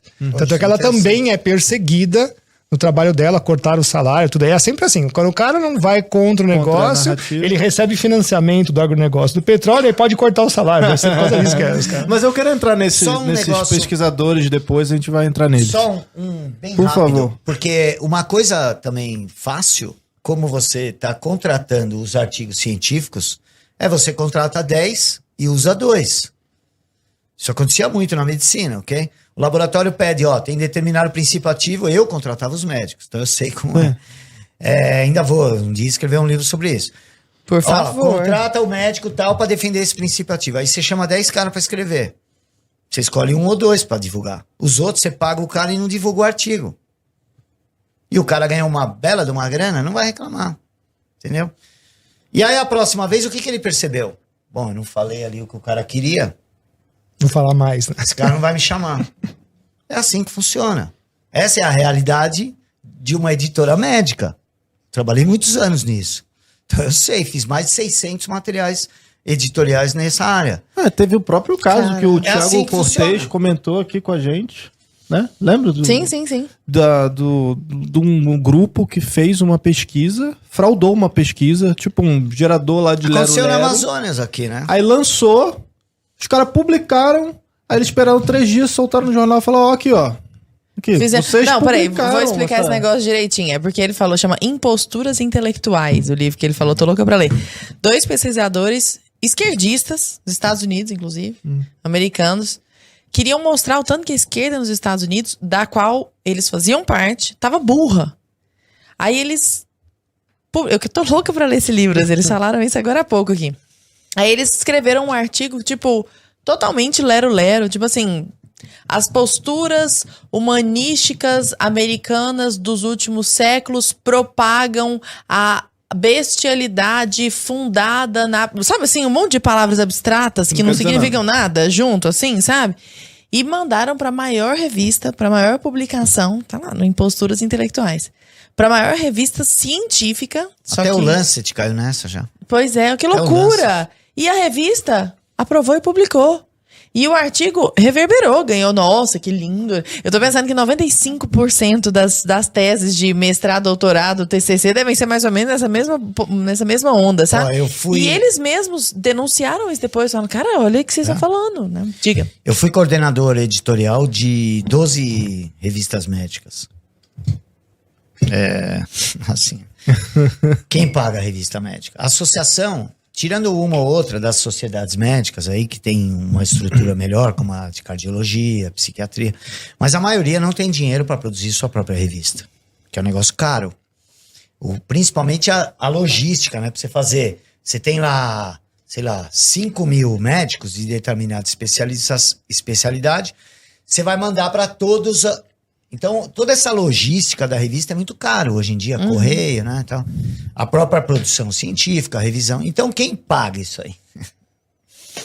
Agora, eu queria só voltar, Felício, no argumento, que a gente estava falando muito dos argumentos da camada de ozônio, né? O argumento aí do efeito estufa, da questão da diminuição lá com relação às décadas, né? Que o pessoal fala que em uma década aumentou tantos por cento, tantos graus ali, e isso você já desmentiu aqui, já mostrou, não, porque é isso aqui e tal.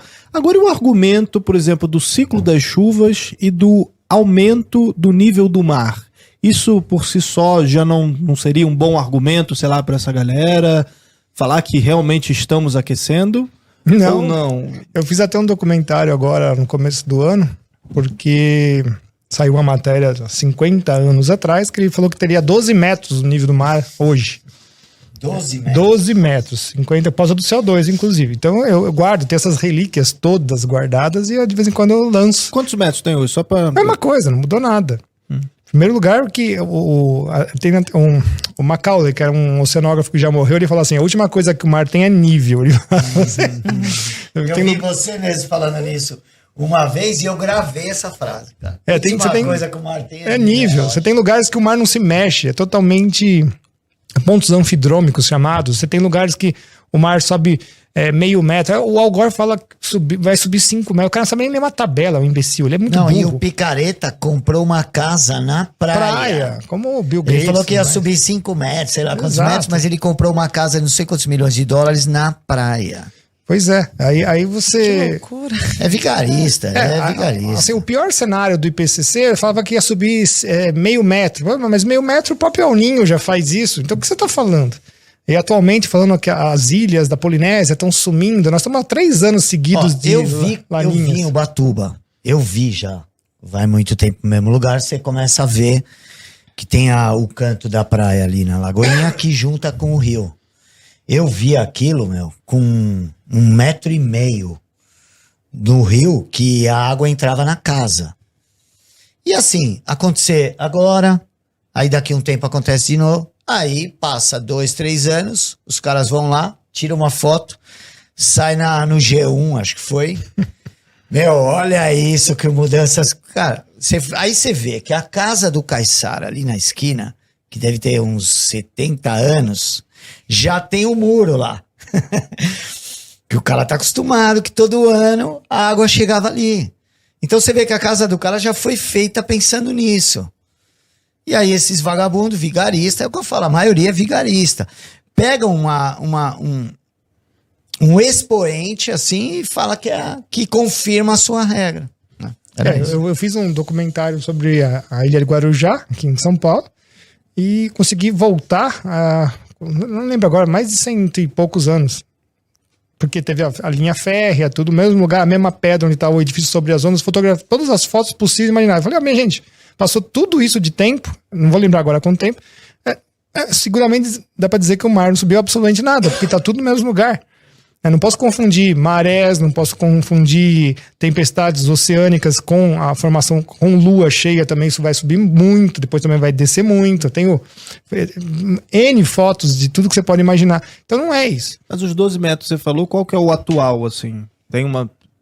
O cara falou que ia subir 12 metros, certo? Continua no mesmo lugar. Tá, mas o mesmo lugar é o quê? Não tem? Então... Não, é referente ao quê? Você pode pegar os marégrafos do mundo inteiro. Primeiro que o marégrafo, ele tá ligado no continente. O continente também se mexe. Então, não é uma coisa trivial. Desculpa a minha ignorância. Marégrafo é um medidor de nível do mar, né? Baseado em maré. Exatamente. Então sobe e desce, ele vai lá registrando, aí você vai ter que tirar realmente a média para saber qual é esse nível médio do mar, né? Entendi. É uma referência, mas sobe e desce, sobe e desce. O problema é que os continentes também se mexem. Você tem regressão marinha, você transgressão marinha, depende, as placas mexem um pouquinho ali, mexeu lá também. Então a Lua passando, nós temos não só a maré oceânica, mas também temos maré terrestre, tem maré atmosférica, tudo está se mexendo no planeta Terra. Então você vai ficar vendo coisinhas de subir 0,5 milímetro, 1 milímetro, até onde isso é o erro estatístico, porque as coisas do mundo estão todas se mexendo. E fazer... É o que eu falo. Qualquer instrumento de medição não te dá uma precisão perfeita. Nós temos na universidade teoria dos erros. Teoria dos erros. É uma coisa extremamente bem consolidada. É matemática. Exato. E quando você estuda bem aquilo, você fala assim, cara, o mundo natural é intangível. Eu provo isso para os meus alunos, né? Quando a gente fala assim, olha, desculpa, todas as medidas têm erros e você nunca vai saber qual é, de fato, a medida exata. Por quê? Porque o número de medições que você teria que fazer dentro de um intervalo de tempo para chegar no valor real é infinito. Você consegue fazer infinitas medidas? Não. Então, você já provou matemática, é a coisa do cálculo diferencial integral, que não é possível. Então, tudo tem erro. Será que o teu erro e essa sua medida não está inerente também ao próprio meio que você está medindo? E aí eu explico. O meio não te favorece a ser medido. É como se não tem asco do ser humano querer pôr balizas e boias nele de medição. Na verdade, o que são as medições? São boias de sinalização que os seres humanos colocam na natureza para dizer o que está mudando. Olha que loucura. Como é que eu sei que o nível do mar é tal coisa? Como é que eu sei que é alta pressão e baixa pressão? Quando é que eu sei que quando tem muito ozônio, menos ozônio? Tem uma referência. Quem criou a referência? Foi Moisés quando desceu com os 10 mandamentos? Não, nós que inventamos. E essas referências só servem para exatamente isso. Referenciar para você entender quando tá para mais, quando tá para menos, e aí você vai entender porque tá para mais e porque tá para menos. É assim que funciona a ciência. E essa é a beleza da ciência. E entender como essas teleconexões se juntam, né? Por exemplo, nós temos 3 anos de laninhas praticamente. Laninhas significa que a circulação de ventos no Oceano Pacífico está muito forte do sentido daqui da América para a Oceania. Então, como o vento arrasta a água dos oceanos, o que acontece? O nível do mar pro lado de lá, que a gente perto da Oceania, está mais alto. Então está um pouquinho mais alto, 5 centímetros, 3 centímetros, 2 centímetros, mas é porque o mar está sendo jogado para lá. Aí você tem uma corrente oceânica que vem de subfundo para voltar, então é uma circulação gigantesca. Aí o pessoal fala, as ilhas estão desaparecendo por causa do aquecimento global. Nós temos outras partes da ciência que já estão mais consolidadas, que nós sabemos como funcionam as coisas, que não permitem você fazer uma explicação rasteira dessa. E é esse que é o grande problema. Porque pesquisar dá trabalho e a seriedade do seu trabalho é complicado, demorada, e hoje nós estamos nesse produtivismo acadêmico que é ridículo, por isso que os caras fazem qualquer porcaria e segue a onda que é mais fácil, coloca lá 10, 12 trabalhos no ano. Eu falei, cara, isso é impossível.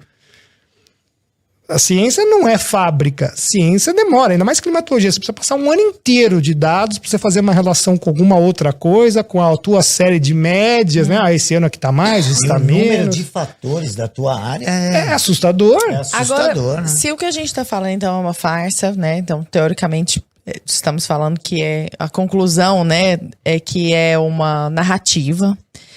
A quem que interessa atribuir a culpa disso, sabe?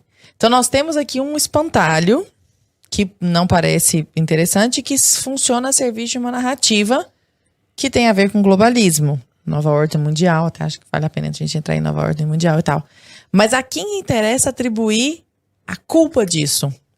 Fulano é o culpado para derrota dessa pessoa. Olha, eu acho que se eles conseguem direcionar essa culpa para aquilo que eles querem mudar do nosso comportamento. Então, por exemplo, querem mudar nossa alimentação. Porque, assim, eu considero nova ordem mundial algo diferente de globalismo. Eu considero o globalismo um aspecto desta Nova ordem mundial, um novo ordenamento social, né? Uma nova civilização. Uma nova civilização. E como a ideia é que seja global, então essa transformação global. Dentre vários fatores, vários aspectos, eu considero que ele tem o globalismo. A ideia de um governo mundial. Primeiro, um ambiente de governança que vá brotar depois automaticamente essa autoridade. Não vai ter uma inauguração com fitinha e tal. Então, dentro desse aspecto, eu vejo que quem pretende criar uma nova civilização quer criar um novo homem. Até porque as experiências totalitárias do século XX deram errado, por quê? Porque o homem não estava em sintonia com a ideia ideológica que estava implantando. Né? Você veja, por que deu errado a União Soviética? Por que o povo não aderiu àquilo? O povo era muito religioso, um povo que não tinha aquela ideia cosmopolita, não tinha aquela ideia coletivista. Então o que aconteceu? O povo não seguiu aquilo que deu. Deu uma matança de pelo menos 20 milhões de pessoas ali assassinadas que eram contrárias ao regime. O nazismo a mesma coisa. Então o que eles... Por isso que surge ali, ainda no década de 30, ou até antes, um pouco alguns pensadores, como a Escola de Frankfurt, como o Antônio Gramsci, que vão falar, não é mudar o regime político, a gente tem que mudar a pessoa. E aí surge a ideia de aproveitar o Pavlov para fazer engenharia social. E é onde a gente está hoje. Então eles querem transformar, eles precisam transformar a gente. Qual é a melhor maneira? Trocar nossos vícios, nossos hábitos, né? Mudar a cultura, né? Mudar a cultura. Então, eu costumo dizer que eles vieram de fora para dentro. Primeiro você muda algumas leis, depois você vai mudando a cultura, os hábitos das pessoas, e agora eles querem mudar a nossa alimentação e nos obrigar a determinados medicamentos. O que já é um processo transhumanista. Já estão falando em alimentação à base só de insetos. Claro. E eles vão socar isso aí. Porque todo mundo agora, como disse o Ricardo antes da gente começar, ele falou, se aparecer uma sopa no seu prato lá, quando você for jantar, você não vai poder reclamar, porque é uma proteína alternativa, que é como eles chamam. Então eles vão ter que rebolar aí. Peraí, pode ter inseto na comida ou não? Ou é só quando come? Então, todas essas mudanças tendem a querer nos mudar. Vê, eles combatem o tabagismo, mas tentam fomentar o uso de outra droga. Combatem o consumo de carne e querem nos obrigar a comer essas porcarias baseadas em larva, inseto, ou mesmo carne artificial, sintético. E aí eles abandonam todo o discurso natureba, né? Sim. Agora não é mais natural. Antes era tudo, tinha que comer natural. Isso. Como orgânico, né? Orgânico. Esse negócio orgânico é meio curioso. Né? O que não é orgânico? Exato. O que não é orgânico é sintético. Então, peraí. É outra assim, eles criam palavras, esquecem a semântica, o significado. A gente recebeu a Camila Teles, que é do agro aqui, né? E ela comentou justamente disso, dessa questão da nomenclatura, né? Quando você entra num mercado, tá tipo cantinho saudável, que é pros alimentos ali orgânicos. Aí o resto é o quê? Veneno? O resto é o cantinho não saudável. Não, sem contar que é isso que eu falo, tudo que você vê é uma farsa. Toda essa agenda é uma farsa. Porque eles falam assim, eu também, lógico, eu quero comer quanto menos produto químico tiver na minha comida, melhor, cara. Eu também acho isso. Só que você tem que balancear isso daí. Hoje, sem fertilizante químico, metade da população mundial morreria de fome. As pessoas não analisam esse tipo de coisa. E outra, por exemplo, qual é o país que mais usa defensivo agrícola? Sabe qual é? O Japão. 8 vezes, né? É um dos países com maior longevidade. Né? E aí, como você explica? Eu aprendi com ele também. Como você explica um negócio desse? Você vê que a gente fala tanto de 1984, mas me parece muito mais um admirável mundo novo, assim, sabe? Eu tô escrevendo uma ficção, não pode roubar o nome, nem devia falar. Já começou, agora ele fala. Admirável 1984, porque a gente tem que juntar o Aldous Huxley aí, né? Nossa, porque essas Tem que coisas juntar os dois, pelo menos. de nomenclatura, de substituir uma droga por outra e deixar as pessoas meio perdidas nos conceitos. É e muito bom. Isso é muito Admirável Mundo Novo. O Admirável mais Mundo isso Novo do que 1984. o próprio Aldous Huxley, ele tinha um certo... Ele ficava meio incomodado, porque o livro do George Orwell fez muito mais sucesso que o E dele. ele foi aluno dele, né? E o Aldous Huxley lançou o livro antes, em 32, né? O outro foi lançado em 48. Então, o Aldous Huxley conseguiu prever antes das experiências totalitárias que vieram depois de 33, né? Ele conhecia só a União Soviética. E é legal que assim, no livro do Orwell, né, as pessoas elas são controladas pelo medo, né? E no do Huxley pelo prazer. Pelo prazer. Né? O Huxley acertou As drogas. Pode falar palavrão? Claro. Que isso? Podcast é seu, Procurando outra meu palavra, mas não querido. consigo. O Huxley percebeu a putaria, entendeu? Nossa, o palavrão. Não. Oh, Pessoal fofinho. pessoal- Não. O pessoal Ele moralista percebeu. aí do chat está... Chocado. Eu ouço isso durante o dia Não, ele perto dos não meus parece? É que ele percebeu a ideia que a monogamia era vista no Admirável Mundo Novo como um ato de egoísmo e de alguém não social, né? Não sociável. Assim como a maternidade. O 1984 acertou outras coisas, né? A ideia do vocabulário Novilíngua, né? novilíngua. Agora não é mais isso aí. Agora mudou. Não estamos mais em guerra com a Lestásia. Tolido. Agora é Eurásia, não é mais Lestásia. Você está enganado. A gente nunca teve... Não é? O trabalho do Winston, né? Do Winston Smith era reescrever a história, né? Editar o passado. Né? Então, somando esses dois, mais a questão espiritual do Senhor do Mundo, a ideia da censura do Fahrenheit, né? 451, de queimar livros. Então, a gente está vivendo, assim, um aglomerado de distopias, né? E quem ousa fugir dessa narrativa imposta é massacrado, não é, professor? Então, queria que você contasse um pouco a tua experiência quando começou a bombar esse tema, assim, foi uns anos atrás, né? Eu lembro, eu assisti, você foi no Jô Soares, você deu um monte de entrevista na época, teve uma entrevista com a Leda, inclusive, que esteve aqui com a gente no podcast. Teve uma treta também, né? Eu cheguei a acompanhar na época, porque eu queria entender o que era o assunto e tal, de você com o Pirula também lá na época, assim, um respondia o outro, que ele queria tentar rebater os seus argumentos, que ele era um paleontólogo, youtuber famoso e tal. O que você recorda dessa época? Como é que cresceu esse assunto assim no Brasil? Porque explodiu isso e todo mundo só falava disso, e você foi, acho que um expoente ali, né? Você tem, claro, teus amigos ali que eram meio que, cara, dissidentes ali dessa agenda, que também foram cancelados, que também não conseguiam verbas de pesquisa e tal. Como é que foi esse processo? Conta um pouco dessa época aí que você viveu. Na verdade, acho que, bom, do Jô Soares tá fazendo o quê? 10 anos e 3 meses hoje. Exatamente hoje. Hoje? Acho que era. Nossa, que memória boa. Parecendo aquele povo. Faz tanto tempo que a gente divorciou. Not that I'm counting, né? Exatamente. Acho que ali que foi o boom. Mas já falava antes, já ia em outros programas de televisão, ou eu escrevia algum jornal. Enfim, já falava sobre esse assunto, como também outras pessoas... outros pesquisadores. Mas qual que foi o estopim ali? Tipo, por que você foi no Jô e aí você falou o que você falou lá contra a agenda, e a partir dali que começaram a falar disso? Nós estávamos na Rio Mais 20, né? Era Rio Mais 20. Era Rio Mais 20. Então, eu tenho uma noção do que fizeram ali para eu ir para aquele programa.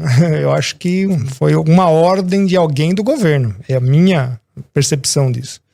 Era uma arapuca. Era uma arapuca pra mim, com certeza, só que o tiro saiu pela culatra, né? Eles pensaram que iam fazer chacota da coisa e não foi. Acho que eu vejo por aí. Mas por que eu acho que tinha que melar Rio Mais 20? Porque todo mundo tava pulando fora. E era o governo da Dilma, né? 2012. 12. Era a Dilma, a gente escreveu uma carta pra ela Caramba, tem 10 anos. Teve a Rio Mais 10, né? Depois teve Rio Mais 20. A Rio Mais 10, não sei se teve. Teve Rio Mais 10, Teve, né? acho que foi na África. Acho que foi um país africano, não foi? Não, mas então não é Rio Mais... Então, mas eles colocaram... só o logo, assim. Então tá. Acho que é. Rio E aí mais qualquer coisa... que foi 2012, né? É carnaval fora de época que a gente fala, né? Mas aí a gente escreveu uma carta, vários cientistas aqui do Brasil, inclusive, acho que tinha uns 15, 16 na época, que a gente conseguiu juntar, mandamos para a Presidência da República, tem esse documentado, tá na internet essa carta para quem quiser ver, né? E mostrando que isso aí tudo era uma fraude, não podia o Brasil se submeter a isso daí. Uhum. E a partir dali é que começou uma guerra mais ferrenha, né? Uma guerra mais ferrenha mais ideológica ali. De agentes que com certeza são pagos para fazer isso, né? Perseguição acadêmica total, acabou a carreira completamente, corte de salário em 85%, né? Com um monte de fraudes de avaliação, uma coisa absurda, assim, que era para o Ministério aqui Público. Na Universidade de São Paulo. Na universidade aqui mesmo. Né? Era para você e os seus colegas deixarem mesmo de... Só que a maior parte dos meus colegas eram mais aposentados, mais velhos, assim, tinham, né? Nós temos, assim, expoentes, por exemplo, o Kenichiro Sugio é o 01 da geologia do Brasil, era completamente contra isso daí. Imagina, um geólogo olha todas as análises paleoclimáticas, tudo falando, o que vocês estão falando aí? Então, todo mundo que começa a falar contra esse assunto é cortado, tiram suas funções, é denegrido, assim, absurdamente. Toda hora saem notícia a meu respeito nas mídias mainstream, que eu fico assim abismado do que eles conseguem fazer. Inclusive, eu fiz denúncias muito graves, né? Porque assuntos restritamente da universidade foram parar na mão de gente de imprensa e outros palhaços aí que ficam falando na internet, no YouTube. E eu fiz uma denúncia muito séria disso daí. Porque como é que esses sujeitos têm acesso a documentos internos da universidade? Cadê o Ministério Público para fazer isso? Isso tudo foi colocado panos quentes em cima. Até hoje eu estou esperando a resposta dessas coisas. Né? Como é que o sujeito está falando? Nem os meus advogados tinham acesso a coisas que a gente queria saber o que eles estavam aprontando por trás, e o sujeito vai na televisão, na imprensa, falando coisas que a gente nem sabia, ficamos sabendo meses depois. Fiz diversos ofícios querendo saber disso.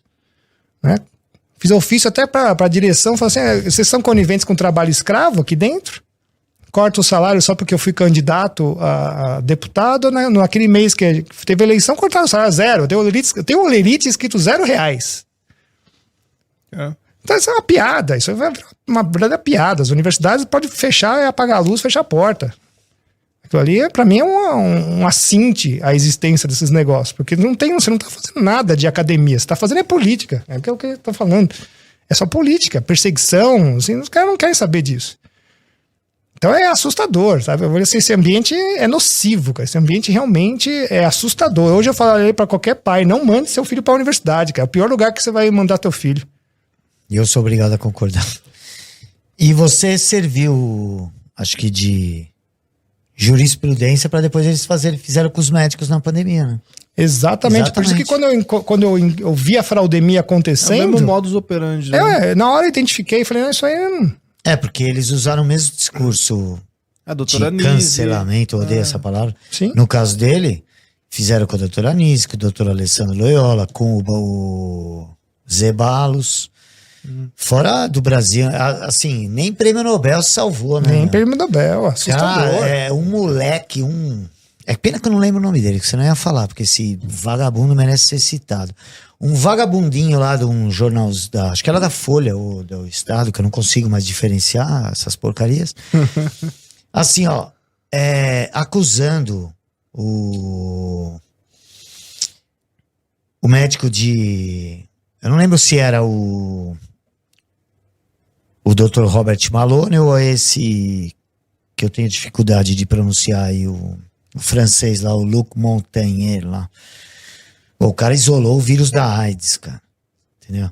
Aí você vê um moleque, tanto de idade quanto de mentalidade, chamando um cara desse de mentiroso, cara. Imagina, cara. De negacionista. E o que ele tava falando ali? Ele falou, ó, vacinar no meio de uma pandemia vai gerar variantes. O que aconteceu? O que aconteceu com esses idiotas? Nunca vão voltar atrás e admitir isso. calaram esse cara, imagina um moleque aí, meu, que deve usar pronome neutro, deve pintar o cabelo de azul e... chamando um cara como esse, meu, de negacionista, de fake news. Nós chegamos a esse ponto. Mas a gente vê que eles estavam treinando antes já. Chegamos ao ponto, professor, de ter remédio de direita e de esquerda no país, nesse país. Absurdo, teve remédio, não, esse médico, não posso receitar isso. Não, e o cara, isso aqui um dos caras que desenvolveu o mRNA foi proibido de falar de mRNA. Então, se a gente não perceber o que isso representa em jurisprudência na nossa liberdade, é porque tá faltando um pouco de cognição, né? Pensa bem, se eles têm o poder de fazer o cara que desenvolveu a tecnologia falar, não, você não sabe o que você tá falando, eu vou calar a sua boca, vou tirar do seu canal e vou te censurar, e se você continuar, vou te botar na cadeia. Imagina o que vai fazer como eu, que sou só um curioso. Entendeu? Então... Professor, o senhor fala sobre nova ordem mundial e o senhor fala que o objetivo final da nova ordem é a construção de uma nova civilização global, com outros parâmetros que vão contra aqueles que são os fundamentos do Ocidente, né? Ou seja, direito romano, filosofia grega, moral judaico-cristã, e tudo isso aperfeiçoado em todas as searas pelo cristianismo, né? Então, quando o senhor fala em nova ordem mundial, seria esse novo homem. Quando a gente pega essas pautas sobre as quais o senhor está falando, né?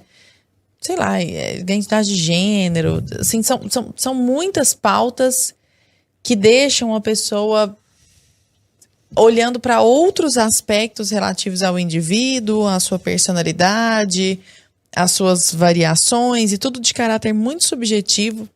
O senhor enxerga essas coisas todas interconectadas?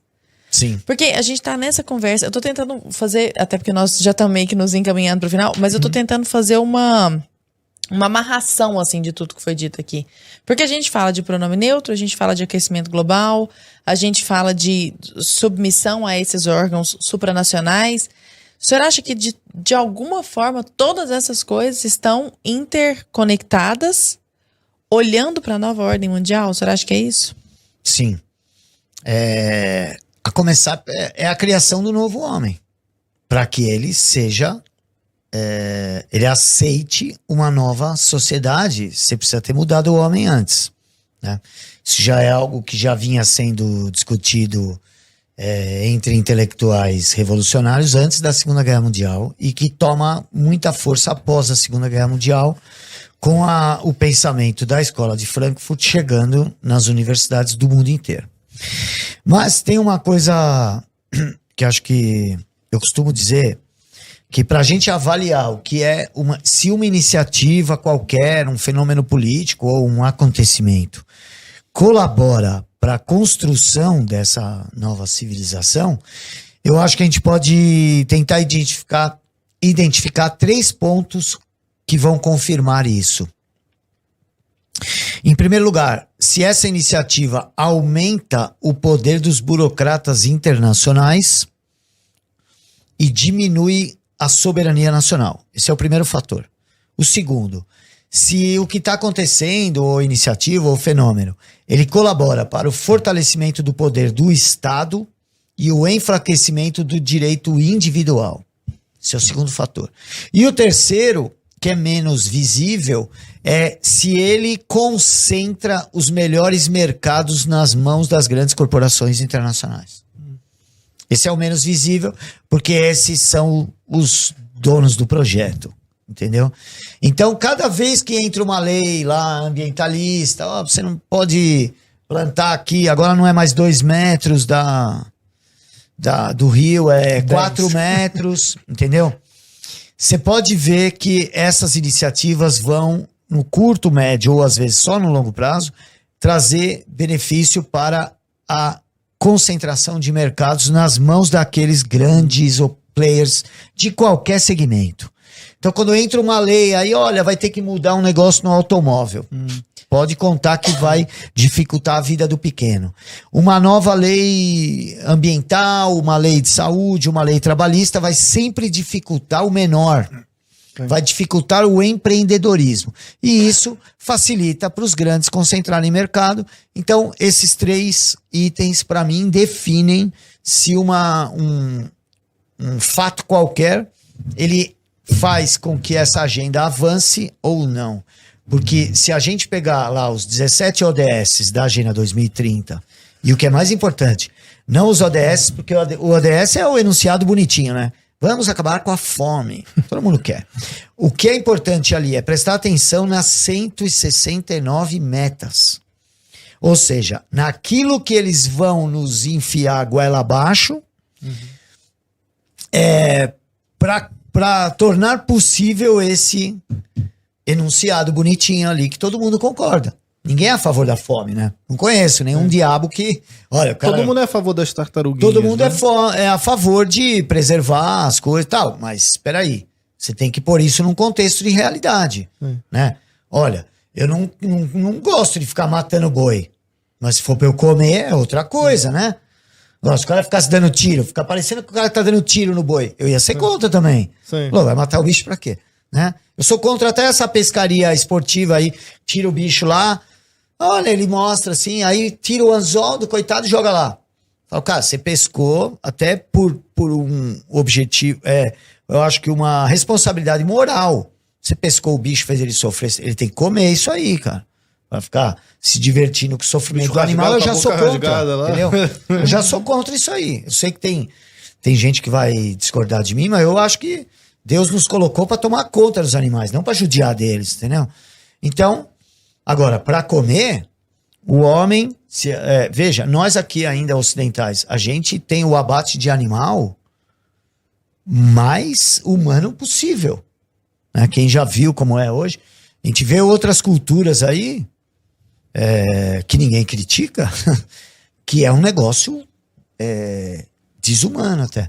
Mas enfim, era isso. Eu acho importante perceber esses 3 itens que colaboram para o avanço dessa agenda. E você falou dessas leis aí, só que são leis, né, que são... Tá me fugindo da palavra, por exemplo, a lei do carro lá, o cara passou uma lei que tem que agora no carro ter tal coisa, ou agora só pode plantar tantos metros do rio, não sei o quê. São coisas que num primeiro momento ninguém dá tanta importância, porque inofensivas. São inofensivas, é isso. Mas ainda assim, você pega uma questão tipo de pandemia, o que eles estavam chamando da pandemia aí? Com as máscaras, impuseram as máscaras assim, um argumento totalmente anticientífico, né? Porque, se o cara tava comendo com a máscara num restaurante, assim, ele sentava, ele tirava a máscara, o vírus a partir de um certo altura ele não pega. É seletivo. Aí depois o cara A melhor de todas é a do aeroporto. Ou cara. quando você vai no avião, exato. A do aeroporto é melhor. Então assim... Tem que ficar 3 metros de distância antes de entrar no avião. Aí no avião você encosta no cara. Aí Você depois tira a máscara tem que pra ficar- beber ar. Não, depois de irreal. 5, 6 horas no avião, você tem que sair, se afastar 3 metros enquanto você espera a No mala. metrô, todo mundo de máscara, as pessoas coladas igual sardinha. Então, assim, não faz sentido lógico, só que as pessoas aceitam isso passivamente. E o que eles chamaram isso? Novo normal. Então é aquela lança do novo homem também que você tá falando. E o mais né? interessante é que o Fórum Econômico Mundial, por exemplo, estava usando a expressão novo normal 2, 3 anos antes da pandemia já. Exato. E todo mundo tem que saber isso. Mas para fazer referência aqui. Posso falar para as pessoas, para matar essa história toda aí da pandemia, procurem um negócio chamado Event 201, que ocorreu em Baltimore, no John Hopkins. Foi uma simulação de pandemia que aconteceu 2 meses antes da pandemia. Eu vi isso num aí. hospital lá, John Hopkins, em parceria Fundação Rockefeller, Fundação Bill e Melinda Gates, Fórum Econômico Mundial, uma espécie de Ministério da Saúde da China, um cara que trabalha com o Anthony Fauci lá do CDC. Então, as pessoas têm que ver isso daí. E não esperem isso da imprensa, porque a imprensa é nosso inimigo. A gente já tem que iniciar a conversa assim. Quando você recebe uma informação dessa mídia mainstream, você já tem que partir da premissa de que ele quer te enganar. E é simples assim. Não é simples perceber isso. O cara que joga lixo lá na sua casa com entretenimento, produz funk carioca, produz aquela vulgaridade 90% do tempo. Não é? O entretenimento é 90% do tempo da televisão. O cara só joga lixo na sua casa lá. Música ruim, filme ruim, pessoas, conversas inúteis, tudo aquela bobagem. Programa de auditório, cara. Só o fato de ainda existir programa de auditório mostra. Reality show foram piorando. Aí esse cara, durante meia hora, ele fala, agora eu vou falar a verdade pra eles.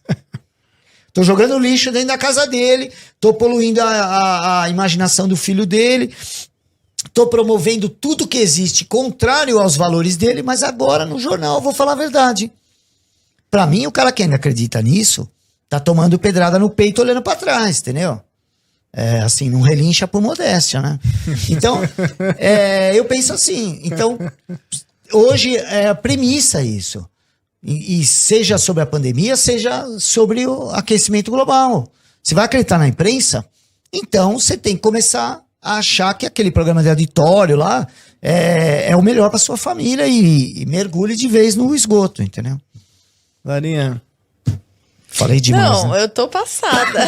que baita programa Eu foi tô esse, pensando hein? no povo lá. Eu tô tentando imaginar como é que tá a reação das pessoas, sabia? Ou elas estão assim, que povo conspiracionista louco. Ou então elas são assim, caraca, nunca mais eu vou ter a Preciso mesma pesquisar perspectiva mais, do preciso... mundo. ir Não tem nada atrás, de né? teoria da Exatamente. conspiração. Hoje é totalmente claro isso. Não, Tem nada de não, teoria da eu não, conspiração. assim, é nítido, mas se a pessoa caiu de paraquedas e ela já tá muito moldada assim, bom, enfim, eu só tô tentando... Vamos pedir, então, uma palavra final de vocês, né? Primeiro, onde as pessoas encontram vocês nas redes sociais? Se é que vocês utilizam uma ou mais redes sociais aí, né? Onde é que as pessoas acham vocês? Né? Eu tô vendo que você trouxe livros também. Fala aí pro pessoal de casa. Então, escolha quem quer começar e vamos lá. Bom, acho que vale a pena explicar pelo menos as 3 esferas, né? Nós começamos então na parte científica, que seria a parte de meteorologia e climatologia.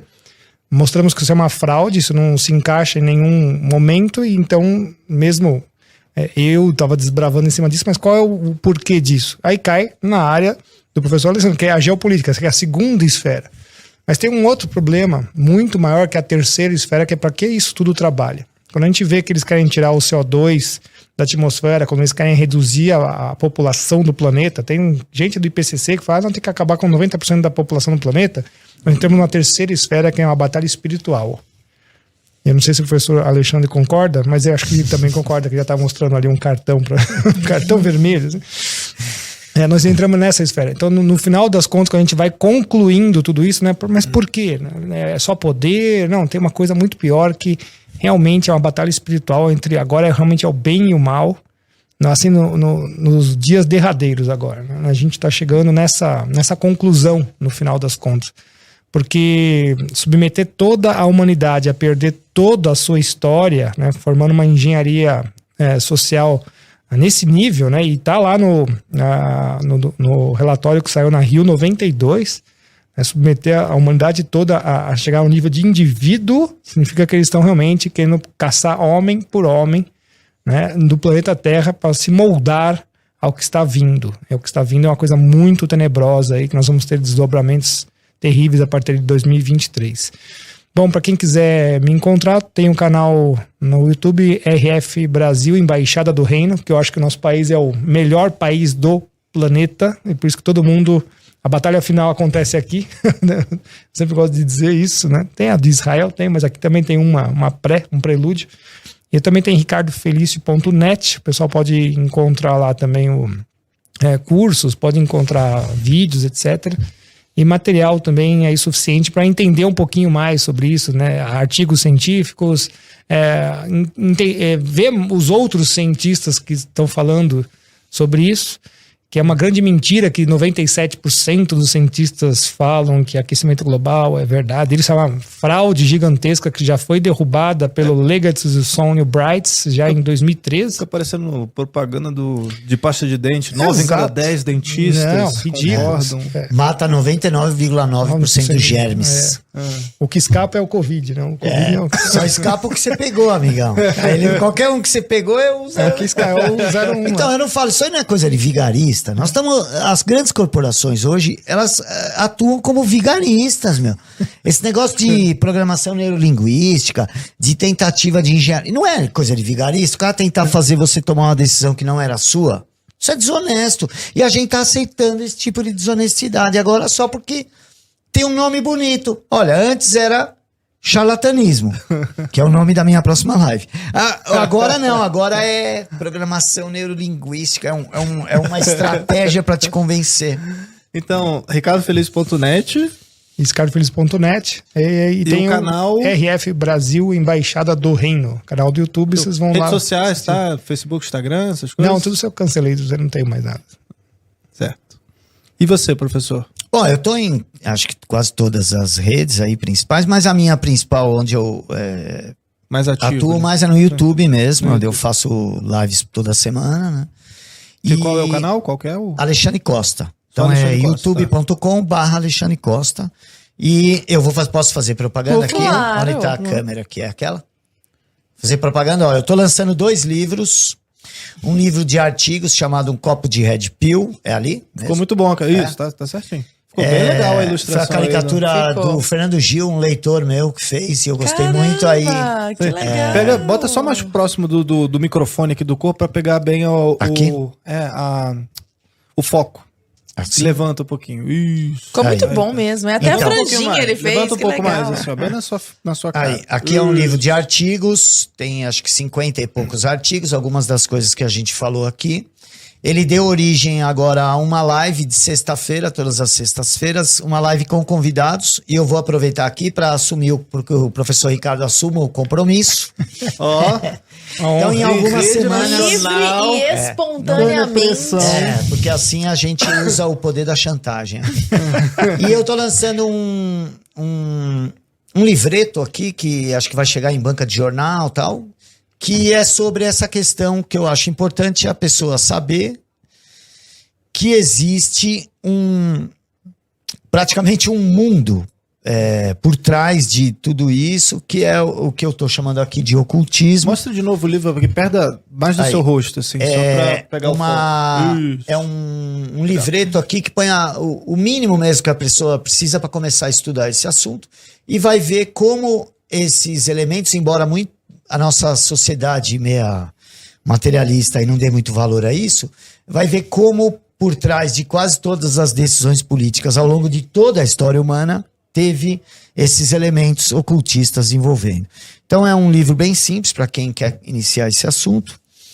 E se alguém Canal quiser do falar YouTube. comigo, eu estou à disposição aí, seja pelo YouTube ou pelas redes sociais. Redes sociais também, você tá no Instagram também? Tô no Instagram, eu uso pouco o Instagram, mas tô começando a usar. E tô em todas, Facebook, Twitter. Que acho também que é Alexandre Costa. tudo Alexandre Costa com a mesma foto. E tem um curso de umas 5 é. horas. Eu tenho um curso aqui no Brasil Paralelo, que é o Ciclo Desenvolvimento Histórico do Globalismo, né? Acho que chamava, o Desenvolvimento Histórico do Globalismo. Eu tenho o meu curso na plataforma Hotmart, que já tem lá, sei lá, acho que umas 60 horas de aula lá no meu curso do Hotmart. Que também é sobre o globalismo. Aí é mais amplo lá, né? Nos sopraram aqui no ponto que é o desenvolvimento histórico do globalismo. Desenvolvimento Histórico do Que tá lá Globalismo. no nosso núcleo de formação, né? Na plataforma da Brasil Paralelo. Então, para quem assinar o núcleo ou acesso total, vai poder assistir esse e mais outros 60 cursos lá. Pô, eu na tive um nossa plataforma, feedback inclusive muito o da legal Lara, desse né? curso. Esse curso foi Eu muito tive um bacana. feedback muito legal. Eu tenho Não, e o vários curso- alunos que me conheceram pelo Brasil Paralelo e que hoje são meus alunos Que na bacana. plataforma. E o que é Muito mais legal. bacana do seu curso, falando como aluna, é que ele não pressupõe que você seja uma pessoa mega culta, conhecedora dos porque meandros. eu também não sou. Ele é A bem minha ideia palatável, é- assim, né? Ele é bem muito iniciante, didático, assim, é. né? A ideia é essa. A ideia é falar